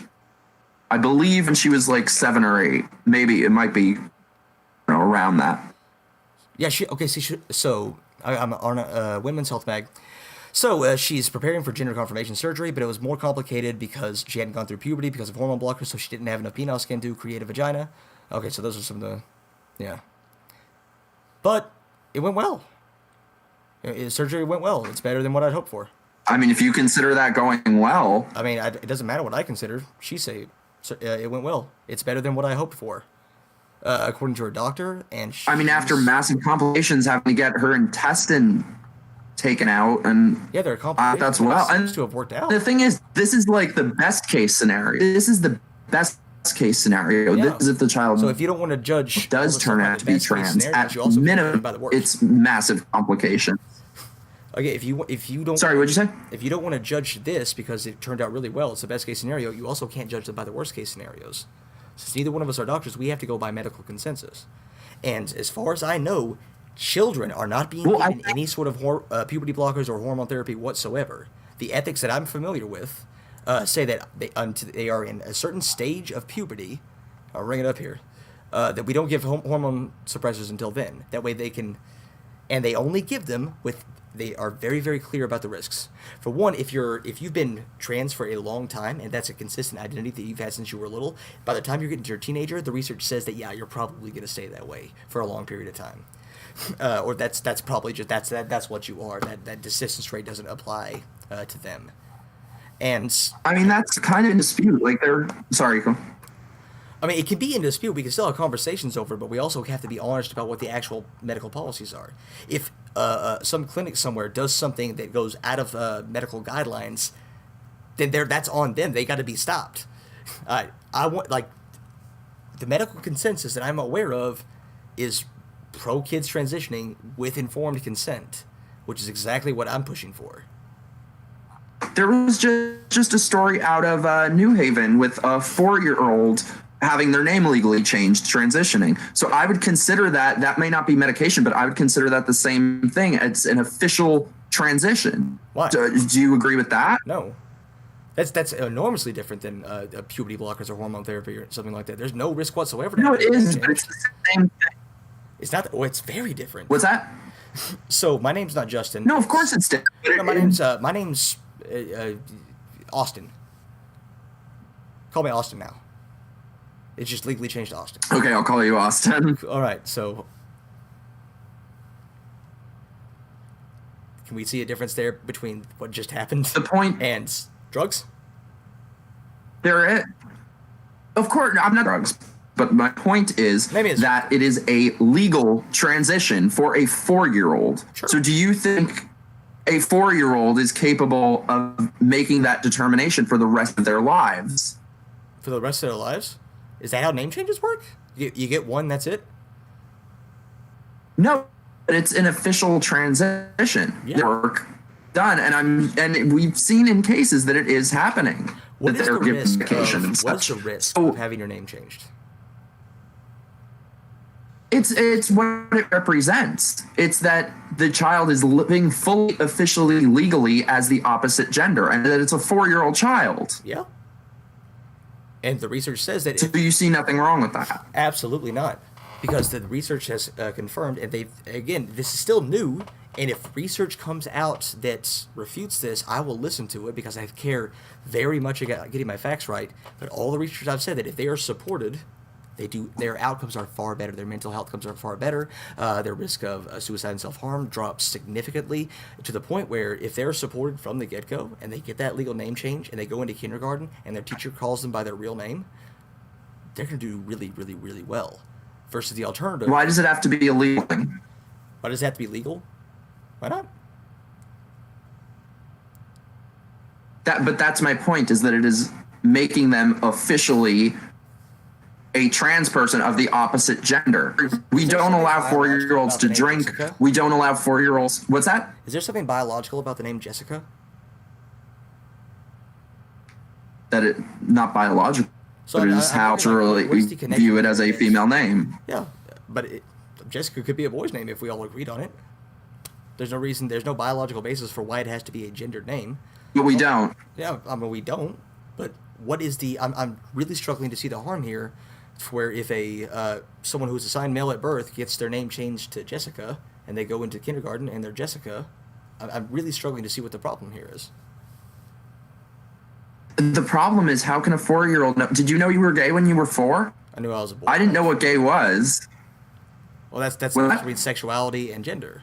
I knew I was a boy when I was 4 because, again, the literature says we find out around 2 to 4 years old, 3-ish. We kind of know what boys. The thing is, though, there's you have your studies, I have my studies. Like it's very in dispute, and I don't think that we should be experimenting on young children for something that is not settled science. There's been a huge increase in this over the past couple of years. We don't really know the long-term effect.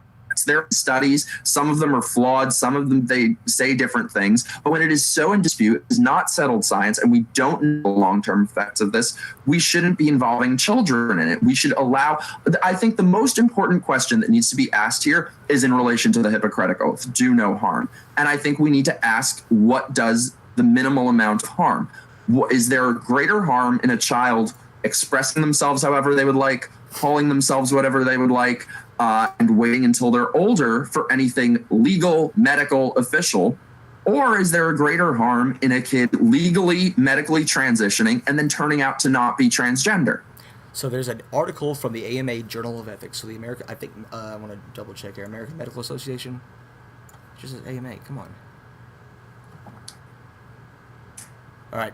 I want to assume it's American. Let's see, AMA. Fuck, dude. Come on. Journal of Ethics. Well, I look like I know what I'm talking about here. Let's go home. I want to make sure I'm getting the correct source. Cool. AMA again. Not going to tell me what AMA stands for. Medical health. But there's a...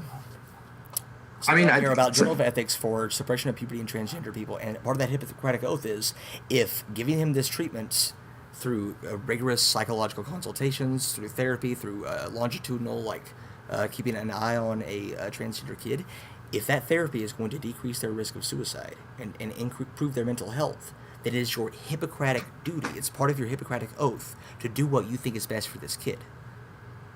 And that can include... But I don't think that they... That can include legally changing their name first. I don't think that it's... It'll never be settled, and it'll never be perfect. Oh, sorry. I don't think that it is anywhere near that, because we don't know the long-term effects. We don't know what's going to happen with these kids when they get a lot older. And I do think that we've seen instances where it is being pushed, where doctors are afraid. That's if you look at the story from Canada with the DHS, that's what they've said, that nobody will ask questions, that they will not vet these kids. They will not make sure of anything. And many of these, what's that? Who's they? Who's saying that?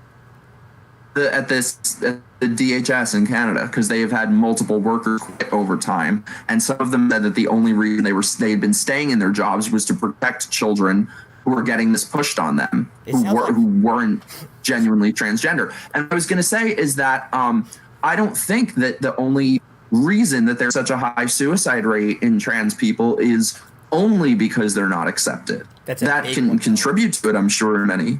What's that? That's a big one. All the reason I did a shit ton. It's one reason, It's a big one though. There's nothing inherent about But if having it's only these because of... Well, why did someone commit suicide? There's no one So you single think- factor. There's going to be a multitude of factors, but all the research I Mental- did, and I have 20 academic sources in my previous video, if they are in a better environment, they're more accepted, their suicide rate drops significantly it trends towards comparable cisgender peered when controlled for all of their factors. And in a couple of the studies I said, and again, just one or two studies doesn't prove anything, but it is possible that when controlled for all other factors, including mental illnesses like depression and things like that, when controlled for everything else, someone with gender dysphoria or someone who has transitioned can have comparable health outcomes to someone who is cisgendered. So it seems like that's a big... So you would... But then why is it that isn't applied to anything else? If you think that oppression is the main cause, or not being accepted as the main cause, why is it that men have a higher suicide rate than men and white people have a higher suicide rate than black people? It just doesn't apply to any other group that is... What's that? Do you want a real answer to the men versus women one? I actually know a little bit about that. Who do you think attempts suicide more, men or women? Women attempt it more, men do it more. So, but why? What's that? Yeah, way more. I think they're close to 60 to 70% of suicide attempts. Again, if I'm wrong on that, I want to know. But why are men the bulk of suicide completions? Instrumentation. Why? They're more likely to choose something like a gun. Sorry, what? So men are more likely to choose something like a gun to be their instrument. And if you want me to stop talking about this, tell me, okay? I have no problem whatsoever. If you want me to stop talking about this, we will. But what is that? How does that relate though to societal oppression causing their suicide? What does it matter if they use a gun? So it sounds like you were trying to make the case that since men are less oppressed by society, we should see lower suicide rates in men, but while we actually see higher suicide rates in men. I'm telling you that the reason their suicide rates are higher is because of their instrument of choice. They're more likely to choose a gun, and there's a lot less time to rethink things or to call for help or to have someone come in and catch you. Women attempt suicide. Well, then why do whites have a higher suicide rate than blacks? I say there's a huge multitude of factors. It's enormously complicated. Oppression, even if we narrow it down to oppression, we can't say that oppression is the same for everybody, for every reason, for every minority group. It's an enormously complex topic. I'm just saying in this one specific issue, when they are in supportive environments, the research says they tend to do better. I agree with you. Like, I think that's just common sense that they would do better, but I don't think that that's the only reason why there's suicide. I think it's just inherent with the illness. I forget what our point was initially with this. We both kind of agree. But no, going back to what I said is that I think children should be allowed to express themselves however they would like, but I don't think it should be encouraged. Transitioning or living, whether it's living as the opposite gender or medically, I think should be an absolute last resort when we are 100% sure that it is right for that child and that they are genuinely transgender. So when we're talking about medical treatments, and if we're talking about being trans, they can have higher mental health problems. When we're looking at risks, what is the risk? What is the medical risk of someone assigned male at birth wearing a dress to school? What's the medical risk there? It's zero. A medical risk there isn't one, but that's what. Well, no, but that's what I said is that they should be free to do that. Yeah. If that's who they are. But that's very different than transitioning, than living than legally calling yourself something, medically transitioning. Those are two very different things. Well, yeah, legally and medically transitioning are two different things, but you kind of conflated the legal definition with the medical one. You said that someone who legally changes their name at 4 years old, that somehow that's a bad thing, akin to hormone replacement therapy or drugs or even surgery. You kind of no, I don't think it's akin. I just think it is making it official, where a boy could wear a dress to school and then 2 days later decide, I don't want to do that anymore. Cool. When you change your name legally, you have made it official. So what I said is I think that they should express themselves however they want and do whatever they want, but that they should only be officially transgender, transitioning in any way when it is for sure 100%. and a last case scenario. But I think there's too much uncertainty around this. I feel like I actually have the more open-minded position, which is wait and see. Because I cannot imagine the harm that would be caused to a kid who is told that they're transgender and is living a transgender, and they turn out to not be. Like I say this they tell you personally because I feel like, what's that? Okay, you don't tell a kid that they're transgender; they tell you. That's so. I know this notion that doesn't mean that they are parents. I just don't think is a thing that happens broadly. I think, in fact, I disagree. I disagree. I think it's way more common the other direction. So some of the research I did, the sissy boy syndrome. This is one of those 11 studies you sent me. Yeah, look, it's a real actual book that I got from my library. All of those kids, their parents tried to stop them from their effeminate behaviors. Just about all of them. It was. Yeah, and I don't think that's good either. So. But I think that there's actually in that than officially transitioning because they can get away from that and live their own life. Not that that's a desirable outcome, but I think it is being taken way too lightly. Not enough questions are being asked. And when you have accredited places that are, it seems like there is a fear to ask questions about this, to study it, to even question that a child might not be transgender. And another concern that I have is that it seems like transgender activists that easily, especially if they take their Hippocratic oath seriously. I don't think, well, this probably won't work on this kid, or I have no idea if it's going to help him or not, but they'll call me a transphobe if I don't. I don't think that happens. I think they're doing it because the research and all the medical knowledge that they have says, if I'm correct in my diagnosis is to the best of my ability, and I come to this decision, this is going to help that kid the most. Now, sometimes that doesn't happen. I don't think a trans activist. I don't know if I would consider myself one. I just don't know what activist means. But if a kid says no, yeah. So this is just if a kid went into a gender clinic and said for a diagnosis or just to get evaluated and said. And the clinician said, well, no, you just have an effeminate boy. He's probably going to still be a boy. If he wants to wear dresses, let him and stuff. If he wants to go by she, let him. But let's just wait and see. He doesn't have genders for you. I'm not going to yell at them for that. That seems like a responsible clinician thing to say. But that's you. I do think just how ideological things have become. Like a good example of that. Have you heard about the hoax that took place with Peter Boghossian and universities where they published all of these very ideological leftist studies? One of them, they reprinted Mein Kampf and just added in like this social justice language. Absolutely. And these studies won awards and were all accepted. So I don't know if you underestimate how afraid people are to, like, for me, I lost my job because of the controversy with the WalkAway event. And I really don't think I'm not terrible, but I do think you underestimate just how much of a mob mentality fear culture we're living in right now, especially on this issue. No, so that first one, that was a problem with pay-for-play journals, that in large part. So even quote-unquote peer-reviewed, these are really, so a lot of academic journals are there to make money, and they will take anything. There was literally, I love this story, there was literally a paper that was sent to a publisher that said, stop fucking calling me. Stop fucking calling me. Stop fucking calling me. All the way down, 5 pages. They had a graph. It said, stop fucking calling me. There was a pie chart. It said, stop fucking calling me in the middle.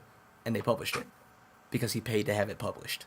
So that's a big problem in the academic community. Now, there's ways around it. If anybody's curious, you can look up at a journal's impact factor. That's one way to do it. Just Google journal title impact factor. It tells you how many times that various articles from this journal are cited in other journals, and it's a pretty good method of reliability. If it's 0, don't fucking trust that journal. So yeah, that's a big problem in the academic community, but there are ways to get around it. And that second one you said, the ideological components. Well, yeah, we want to be. What is the ideology that you think is being pushed on these doctors? I think it is a modern leftist ideology. Intersectionality sort. I'm not going to be all Jordan Peterson and say, you're going to say cultural Marxism? Wait, shit, I can't. My thing froze. Sorry, one sec. Hopefully this unfreeze. Can you hear me? Yeah, I can hear you. You see me? I'm moving. Oh. Okay, there it is. Sorry. I keep saying like not responding. Sorry. Go on. You were talking. I think it's your turn. What, Do you remember what what did you I were say? talking about? What did I say? Modern leftism. Seems like it is a modern leftist ideology. Or what, like economic policies, or when you say left, that's really really broad. So let's try to get it to this specific Sorry, you cut instance. out. So let's try to get that to this specific instance. What about leftist ideology is pushing doctors to do what? What ideology is being pushed on doctors? That's sort of the common wisdom now that it's thing as intersectional ideology. Like I don't see anyone really questioning it, and it's an instance of people who stand against this. I don't see there being enough criticism, enough. So I will tell you that medicine, academia, and politics are way different beasts. So in the medical field, intersectionality and Yeah. stuff like that, they're frameworks, but that's not how they base their decisions. Okay, the number one thing in medicine is I want to do the best I can for my patients.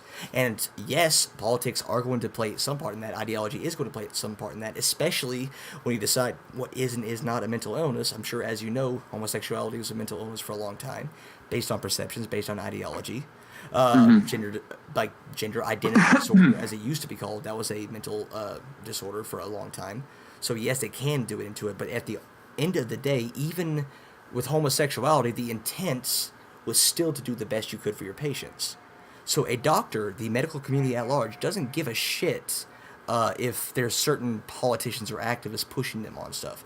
If it's not right for their patients, they're not going to do it. Now, they might open them up to other things, like, for example, being open that's transitioning a kid, at least socially, and then maybe putting them on puberty blockers when they get into puberty. That might open them up to that idea. And if the research says it's going to work, and your medical knowledge says that, yeah, the risks do not outweigh the potential rewards of this, that's what a good doctor is going to do. So I don't think it's fair to say that they're only doing this because outside activists are pushing it on them. I think that they are afraid not to. I think that they know the consequences that we've seen time and time with different people who question it. I do think that there's a real fear. I mean, I get so many emails from people saying they can't say anything at their school. They get thrown out. They lost their job. They're stand against this today. Okay. You're roboting kind of bad on my end, but I think I got the gist of what you were saying. What's that? You're roboting kind of bad, but I think I got the gist. Yeah, sorry. This is all That's fine. freezy. I don't know if I. I think I got the gist of what you were saying, though. Well, what are they trying to say? That's a big issue. Like on campus, so I did my undergrad for 4 years, and now I'm a year into my master's program, and I've been close to campus ever since. I taught at not a college, but I taught at an academy for a couple of years. And it's my anecdotes, like it's just my story. Take it with a massive grain of salt, but I haven't seen that stuff. Now, granted, I was in kinesiology, so there's not a whole lot of room for a ton of social stuff when you're talking about deadlifts, but I didn't see that kind of thing. I mean, maybe not in your specific experience, but I think it's what you mentioned earlier about the politicization, if I could pronounce that, of LGBT, that there's just no asking. But there's no asking. Maybe we should move on to the next topic. We've ranted about sure, this while. Any final points about trans kids? On this. You're frozen on my end. Oh, you're good. Sorry. I'm sorry, I didn't hear the last thing you said. Okay, any last points on, I think we're on children transitioning. Sorry, what? Sorry. God damn it, this is all freezing. Shit. No, you're good. You're still good. Any last points on children transitioning? Did that one get through? All right. If I close this, I don't know if I can get back in. Should I just leave it? You can refresh it. It keeps like not responding. Can you hear me right now? Shit. Yeah. Okay. I'll let you know. Is there anything more you want to say about this? So, last thing I'll say, I'll plug my channel, SJW Debates. I did a video called Trans Activists versus Facts. Let's do it. Trans Activists versus Facts. It's a facetious title. I play a character in it. You do make an appearance in it, but and if you want to have criticize me on that, that's fine. Especially since I'm plugging it. But I have 20 academic sources in that. I talk a lot about this. I talk a lot about the science that actual transphobes use. I'm not saying you're one, but I talk a lot about the science that actual like people who do not like trans people will use. And I did 20 studies on that. I've read 2 books. I don't agree that the people, even though, and they say don't agree with that, aren't in line with my views of trans people, change their minds about, but I don't think that they are. I think I got the gist of what you said. You cut out a lot, so I apologize. Again, try to stop me. Should I close this window and open it? Will I get back in if I do? I'm not sure. I promise I'm just as bad at this as you are. God damn it! We were doing so well with the video up until now. Shit. You're okay on my end, or damn. Mostly. What? You're mostly okay on my end. I'm still live on over here. Yeah. Yeah. Okay. Cool. So, again, I don't really care, and I probably shouldn't have said transphobes because I promised myself I wouldn't do that. What I cared most about is misrepresentations of research that can be used to harm trans people. So Ben Shapiro, for a long time, I think he eventually corrected himself, but he used that Williams study, the Williams study from UCLA. He got every single thing wrong about that. And I don't think Ben Shapiro is stupid. And he says he can read studies. So I don't think I'm being unreasonable to say that he just straight up lied about it. Every claim he made when he was talking to Joe Rogan, and granted, that was a while back, about that study, a particular study, was demonstrably wrong. In some cases, the exact opposite of what the study said. So I have a big problem with that. Either direction, but especially if it's going to harm people that I care about. Yeah. What was I going to say? Just a point I wanted to make, going back to what I was saying before, is a concern that I have is that it seems radical gender ideology just keeps further and further, and it seems that there's never an end to it. Like, it seems like the thing that they're pushing now that I keep no such thing as biological sex. Where does it end? Well, who is they that you're talking about? Like, I'm pretty far left. Doctors saying that. Obviously, this is not. What's that? So it really depends on what you're talking about with that. So I'm super far left. My handle is SJW Debates. That's not ironic. But no, I think there's such a thing as biological sex when you're talking about certain things.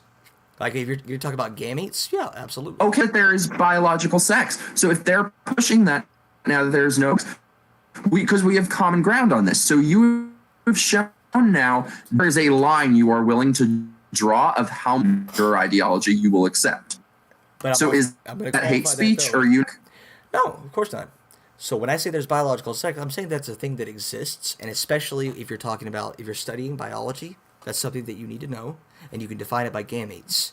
Of course. However, there's biological sex. Yeah, however, though, if you're talking outside of that, like if you're talking from a social sense, we can't see gametes, we can't see chromosomes, and unless your life is just a lot cooler than mine, you can't see genitals with most people you meet. So that's not something that we can base our interactions with from person to person. And so in that sense, sex can be a spectrum. Not just gender, but sex itself. And I'm talking phenotypes. Yeah, but shit. Sorry. It's shit. Can you guys see here? How much of that did you hear? Some of it. Oh, it was the most amazing yeah, no, what I'm saying is there are What's that? I'll say it was the most amazing thing you've ever heard in your life if you didn't hear it. Okay? You missed. I'm saying there are accredited doctors saying there is no such sex. Teen Vogue just, which is obviously not highly intellectual source, but it is in the and it seems like that is the next tweet told there's no such sex. And if you agree with me that there of course is, to stop that from being called hate speech. Well, let's see what they actually say. I'm pulling up Teen Vogue now. Oh, Breitbart. That's not. It was a video, but that's not a great first source. Or the doctor, and there was a doctor in Canada, or I don't know, some sort of professor who said there's no biological sex. So I have to watch that is something that's being pushed. It's so there could be. I can't tell you what they say because I'm not familiar with those. What I can tell you is my personal experience based on what I know of the research and my, granted, slightly limited background in biology. Biomechanics is its own thing. We add numbers to deadlifts, like I said earlier. But it depends on what you're talking about. So, for example, do you think that there's a male and female brain? Yes. Yeah? So, this is where we're going to get into... So the science says... It's correct to say that there is. The females have, I believe, more gray matter. It's correct to say that if you were to take a representative sample of men, let's say 1,000 male brains and 1,000 female brains, and you average them together, there would be differences. So yes. What you can't say is that you can take a brain and know what gender it is, or know what sex it is. That's what they're saying. There's no... okay. So there are statistical differences, but you can't say that one is distinctly one or the other from a biological sense, because there are trends and I think that's true. So when you say that there's a male and female brain, that's actually inaccurate. No, I didn't say that there's a male and female brain, but there are differences between the male and female brain. Average differences. And those average differences have nothing to... They're only really... Whatever average differences there are, they don't affect mine. So if mine falls outside of that average, it really doesn't matter to me. Because it's not going to affect... I mean, maybe as an individual, but I feel like it's the same as saying men are typically taller than women. Sure. Men have upper body strength than women. It's like that may not be true for every single person, but it is, on average, the norm. But can you say that that a 5'11" person is male or female? Sorry, what? But if you take that height analogy, you have a 5'11" person. Are they male or female? There's no. Right. So that's that kind of spectrum that we're talking about. You could say that they're more likely to be male just based on averages, but if it turns out they're a female, that's fine. I mean, it's slightly less common. Well, but that's a pretty average. If they're, I'd say if they're like 6'4", there's probably like a 90% chance that they are male. Probably, but if they're not any less female. So that's the problem. Anyway, though, I think we've ran this for a while. Should we move on to the next? More you want to say? What was the actual topic that we went over? Were we still on children transitioning and? What's that? Were we still on children transitioning? How did we get here? How did we get here? Like, unless let's move on. So I will say, last thing on this, gender is obviously a spectrum. Sex, I think, depending on how you define it, especially if you're looking at phenotypes. Phenotypes is how your genes interact with the environment. That's also a spectrum. And so drawing distinct binaries is not only politically incorrect, it's just incorrect. Stop. So that's I'll end on that. If you want to respond to that, I'm happy to talk about it. Okay, then. Huh? Because we've seen, I think that you're shit. Sorry, I'm gonna look at the chat. Can you guys let me know if you can see me or hear me? I'm gonna check that. I don't know if I should like close this or not. Can they see me on your chat? Or on your stream? I'm not on your stream. Yeah, it's just like very choppy. If you can see me or hear me. No one's letting me know. Okay, good. They go. Yeah. Anyway, just like there's a delay. Bear with Ari. It's really fucking up horribly. What's that? Because I remember there's a delay, so you'll ask a question and they won't hear it for like 5 seconds. Yeah. I in response to yeah, I don't. Anyway, I should move on to the next topic. Sure, you want to do one last topic and then take some questions? What was the next one we were gonna discuss? Last question. We can end on a really fun one: Democrats versus Republicans and LGBT rights. Mm-hmm. That's a fun, light one to end on. Oh yeah, I believe it. Gay culture a minute, so maybe let's just do a second of that. I've talked a lot about but I think the culture that's pushed by the gay community today, at least in big cities, places what it's like, obviously in somewhere like Kentucky, but I do think that's where the LGBT community is more mature, but it speaks for the whole LGBT community, is pretty toxic. Bad thing. There's been this massive acceptance for gay people and are still in crisis. Rates are rising. Drug use is rampant. Things. It seems like there's no respect for in the gay culture today. I think Grindr has warped people's minds. Half of them are on meth. People, or is there some sort of extra factor? Seems to me, no disrespect. What's that? Do you think that is unique to gay people, or do you think that there's some kind of common external variable that's affecting gay people and straight people alike?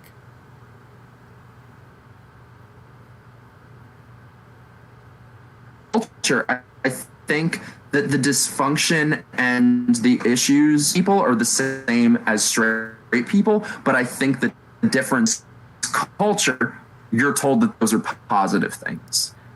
Again, you're making these statements like you're told. First of all, who's me? Because I haven't been told that. And second of all, who are you told by?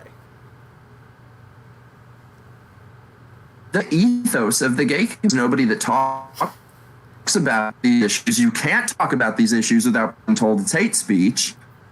No, I've seen a lot of articles. It's in a mentality that is just. I've seen a lot of articles on left-wing sites that do talk about, HIV rates are rising in the gay community. I think I heard that. I know that's a thing because it hasn't been censored and we actually are allowed to talk about it. Because that's not politically incorrect to say. It's politically incorrect to say that it's because gays are just like promiscuous and they kind of deserve it. That's politically incorrect. But no, that's a problem. We should talk about it. I don't think any gay activist or LGBT activist or super far left person will say, no, you can't talk about the fact that HIV rates are rising in the gay community. Just like it's fine to talk about if STD rates are rising everywhere. One, why is that a thing? I don't see any of them addressing it. I have. I told you. Why is what a thing? Let's see. Let's go. But you can. If my actual lefty friends are going to yell at me for doing this, but Huffington. And I'm not saying. I'm not. Why they don't like that? Well, I generally don't read things that I know are on my side. HIV rates increase. Yeah. Because why? Well, it's not just HIV. Any gay men are having functions of HIV among LGBT relationships. There's just no respect anymore. Huffington Post. Increasing rates of HIV among LGBT Latinos are wake-up call to health advocates. So not only did they disparage LGBT, they also disparaged Latinos. So here's a pretty left-wing publication talking about these issues. Huffington Post say aggression to ask somebody what their HIV status is. So they're citing. But the point is, if these, what's that? It looks like they're citing CDC numbers. So, I'm sorry, shit, you're cutting out. So it looks like they're citing CDC numbers. Catch that. Here's the left. Pretty LGBT-friendly publication are talking about problems in the gay community. And granted, that's just the first thing I Googled. I'm not saying it's never doing that. They act as though homophobia is still the main issue for most gay people, and it's not the number one thing that affects us like the culture does. For example, I have a who's like my little brother, and every day the pressure that he feels to conform to this culture, to just hook up with people. And LGBT activists, if places aren't going to be teaching kids positive value and self-respect and healthy life choices, then they exist. And I don't see any I'm sorry, I didn't hear the first part of that, but just tell me. Sure, maybe there's an article here or there. Let's say, I didn't hear the first little part of that. Tell me if I'm phrasing it correctly based on what I did hear, that you have a friend who feels pressured to hook up with a lot of people, and that he's being pressured by the gay culture. Pressure that most people feel. I'm going to need to see some polling data or something on that, because in the anecdotes, don't take this. I mean, there was something. Yeah, anecdotes are fine. It's an informed study, but I can't stand Vox about this, of people using Grindr who are much less likely to have relationships, and that they're most likely teenagers today. And I think it really warped people's minds. And I don't see any of the activists talking about any of these problems that exist. And you would have to look at. So it's enormously complex, and I can't speak. Lay some blame on us, on each other. So I can't speak for the majority of activists. I can only speak for myself. But for one, if you're going to study people who are on Grindr, of course you're going to find people who are there to hook up. That's kind of what Grindr is there for. So that's not going to be a good representative sample of gay culture. And two, everybody has it. I'm sorry. So the second thing I'll say is, if from a leftist perspective, here's mine. Sex is something that you should consent is super important. And if you don't want to hook up with everybody, fuck anybody who says otherwise. If you don't want to hook up with people and you just want to find that one person, awesome, that's great on you. If you do want to hook up with lots of people, I want you to be as informed as possible and stay as safe as possible, but that's okay too. There's nothing morally wrong with that. Either option is fine. One's riskier, and I want you to be as informed as possible going into it, but neither one is bad. So this is just my opinion as a leftist whose name is SJW Debates, proudly wear that label. That's what I would think. So the people pressuring your friend to have sex with a lot of people, fuck those people. But at the same time, the person who says that the guy who responsibly does hook up with lots of people is a slut, or male, woman, whatever. If you hook up with people responsibly and you're being cool with them and being upfront with them, that person's fine too. There's nothing wrong with that.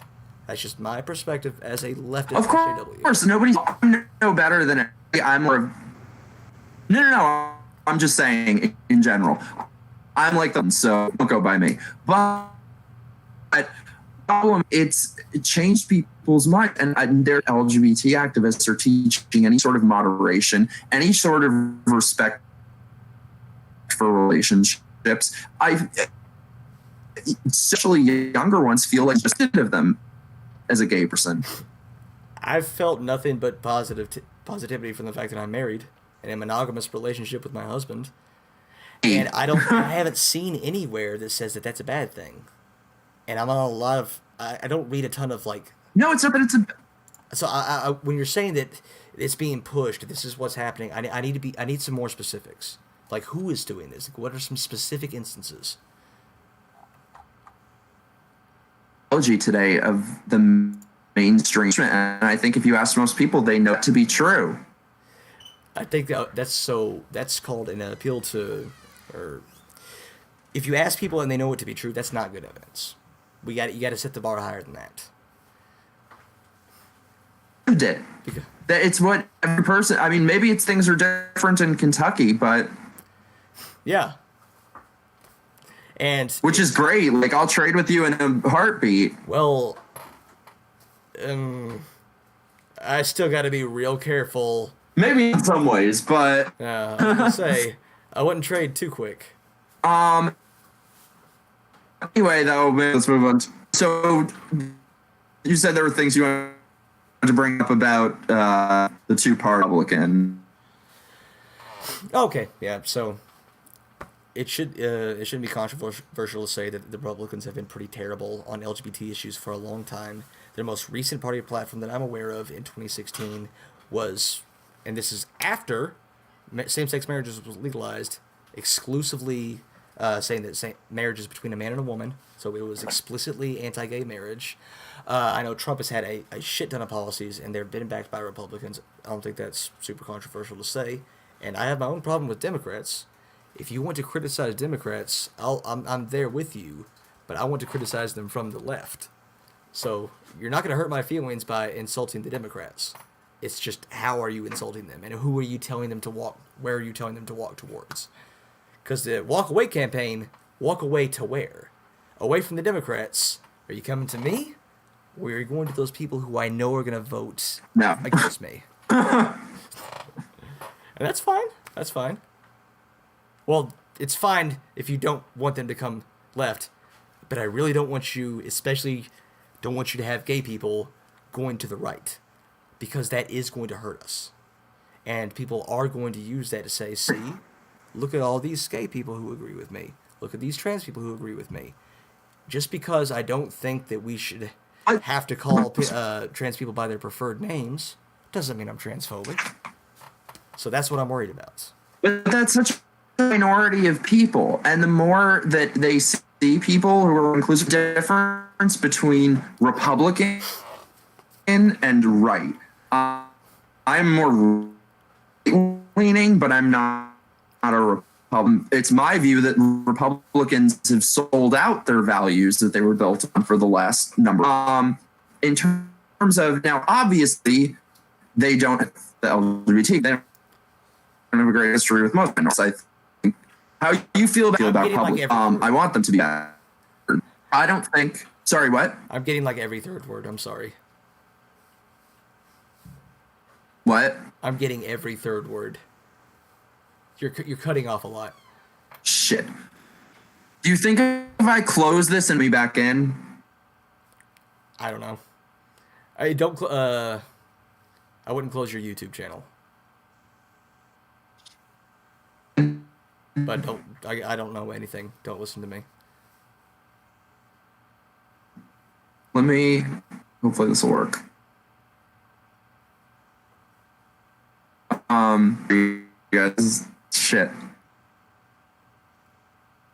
And just so you know, I want to get off here by 10:20. We're in the same time zone, so we'll finish our topic here and then answer some questions, and then let's go get to bed like responsible adults. Yeah, I'm just trying to. Something you could do if you. Hopefully, you guys can hear. Can you guys hear me? If it's really bad, you can just shut off. I need a new computer. And then you can still talk, but maybe that'll improve like the. What's that? If you need, try shutting off your webcam. It's the responding. It's just the window, so it's not responding. Oh, okay. Any computers. God damn it.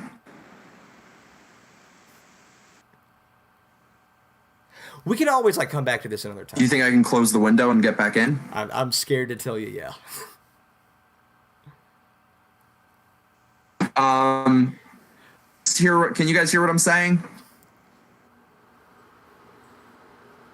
So tell you what, if you're up for it, we can come back to this topic at another time. I would do this again with you. Let's start doing some questions. Sure. If that's all right with you. What's that? Since we're having some difficulties, I'd be happy to do this again with you. What'd you say? We can come back to these topics. Let's end with some questions, if that's all right. Oh shit! I've had a chat this whole time. Can you guys hear what I'm saying? I'm gonna look in the chat real quick. Can you guys? I've had a chat this whole time. Yeah, I haven't been looking at it, but you guys know if you can hear what I'm saying if I bother. Okay, they say they can, so I'll make the point I was going to. I think Democrats were as anti-LGBT as Republicans for a long time. They like to select this one little piece of history. But every ounce of gay rights that past decade has just been undoing these. They switched as soon as it was So what's something in the past? 51%. So prior to the last. So I don't think, I think if being anti-LGBT were. Yeah, I'm sorry. This is fun. So when you said that we've been undoing a lot of Democratic policies, what are you referring to? Which policies? The mass hotel, the ban on. Defense of Marriage Act, DOMA. That was a Clinton policy. Sorry, what? DOMA, DOMA, Defense of Marriage Act. Is that one you're talking about too? Yes. And don't ask, don't tell. Okay, so DOMA, that was passed by Bill Clinton. There were Republican policies also in the case of Congress. The Clinton policy that you're talking about, us trying to undo for progress, that was voted 85-14 in the Senate. All 14 nays were Democrats, and every single Republican who voted for that, who could vote for that bill, voted for that bill.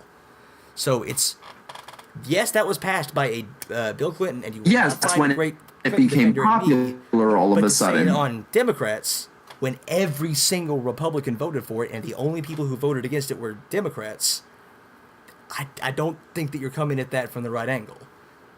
If you want to hate on Bill Clinton, go ahead. Saxophones suck. Trumpets that is once it became popular. Once it became popular, absolutely. No, yeah, more people started doing it. Those same congressmen voted against it. Hey, it became popular, so it became more popular and more politicians started endorsing it? You think that's what happened? Yeah, and the point I would agree with that. I'm making is not in favor of any sort of... What's that? Who made it more popular for those politicians to start feeling like they could endorse it? Damn, I didn't hear any of that. So you made the claim that... Shit, I can't hear anything you're saying. I'm sorry. That's okay. God damn it. It sucks. I'm really sorry to you guys watching. We'll figure it out. I forgot. No. Anyway, just my point with it is that been allowed to evolve. Republicans should be allowed to evolve all longer. There are definitely still being LGBT less, and as time goes on, I would like to see them get to more of a place, and I think that's an important role that gay Republicans have had.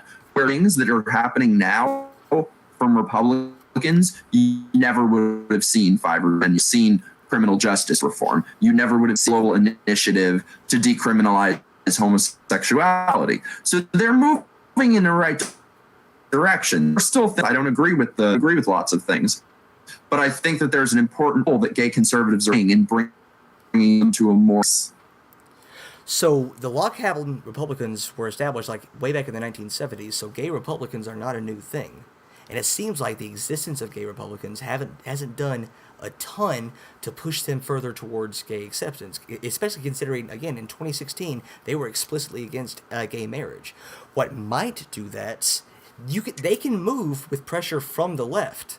I don't think it's unfair to say that if the left is pushing gay rights, gay marriage, all this cool stuff, they push it into society, they push it into law, and then people just find out in general, no, gay marriage didn't destroy the entire universe. I think that makes it more accepting, and then it forces Republicans to say, hey, if we want to hold on to any part of the party, especially young people, we have to drop this from our platform. So, yes, gay Republicans can play a part there, but to say that outside pressure from outside political parties can't also play pressure, can't pressure them into coming over here, we don't have to go towards them. We can make them come to us on the left, at least on this issue.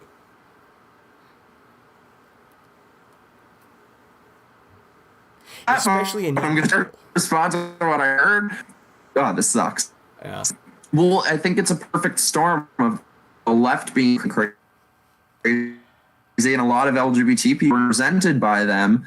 Like, politicians don't do things out of the goodness of their heart. They do it because they think it'll win them votes. And I think that's the same reason we're starting to see them being more inclusive of the Black community, because I think a lot of minority groups realize not being well served by Democrats, and Republicans need to just as much as anyone else. So I guess two questions there. One, where's the evidence that a lot of black Also, I should say, also vote on someone who's appointed by a Republican. I don't think it's as one was for a while that's changing. So we're pretty far off, and you're really choppy. Do you want to just stop it? Damn, you too. Yeah. Do you want to just stop it here and agree on a time to come back and do it again?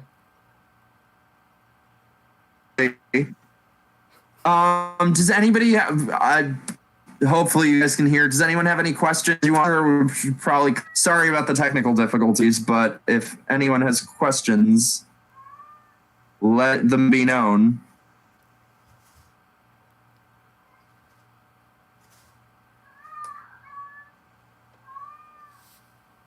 What, Jack?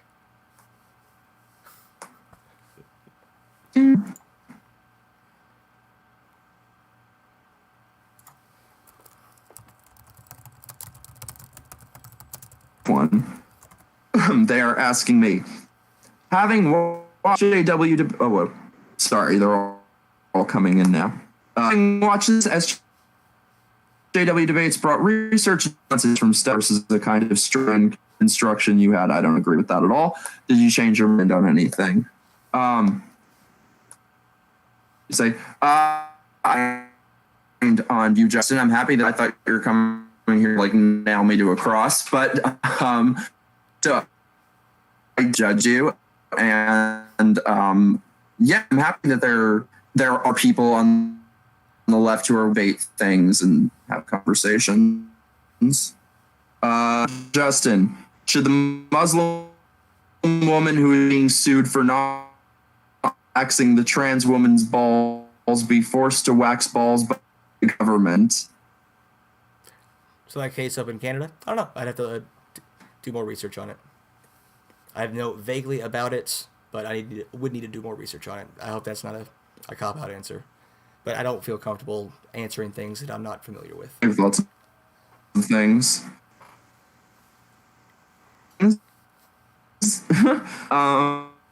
Interest asks, I'm wondering, can the LGBT community can come together? Yes, please. That's what I'm hoping for. But I don't know the LGBT communities being so radical and so militant and so us or against us. I don't see how there's any way that can work.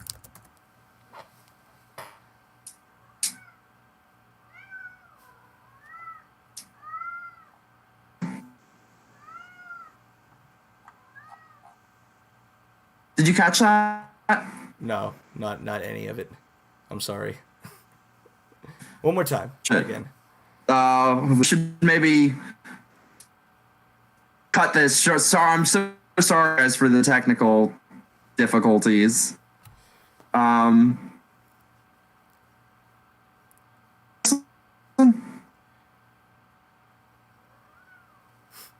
Are you there? Kinda. Yeah, it is getting kind of choppy. Can you hear me? I can hear you. Yeah. You're really delayed. And yeah, it's good here. So we'll end it here. We'll answer questions like later.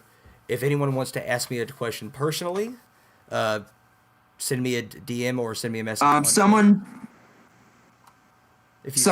asked me how I justify walking towards Republican ban gay marriage and ban trans military service. That thing to anywhere that Republicans are trying gay marriage, and also I've never once said anyone should vote Republican or walk towards Republicans. I'm an independent, so being anti-Democrat doesn't mean being pro. Probably cut it off since this is anyway, though, I hope you guys can hear this. I really like Justin for being here. This was really great, and I hope we can do it again. Yeah, it was really great talking. With better equipment, hopefully. You have to like sacrifice to the right guy. I know. To get your stuff to work. work. I need. Yeah. All right. Yeah. Hopefully. Oh my God, it's such a mess. How much for coming though? I really appreciate it. Yeah. No problem. Like I said, I'd be happy to do it again. All right. Awesome. All right. And thank you guys for watching. Copy shit.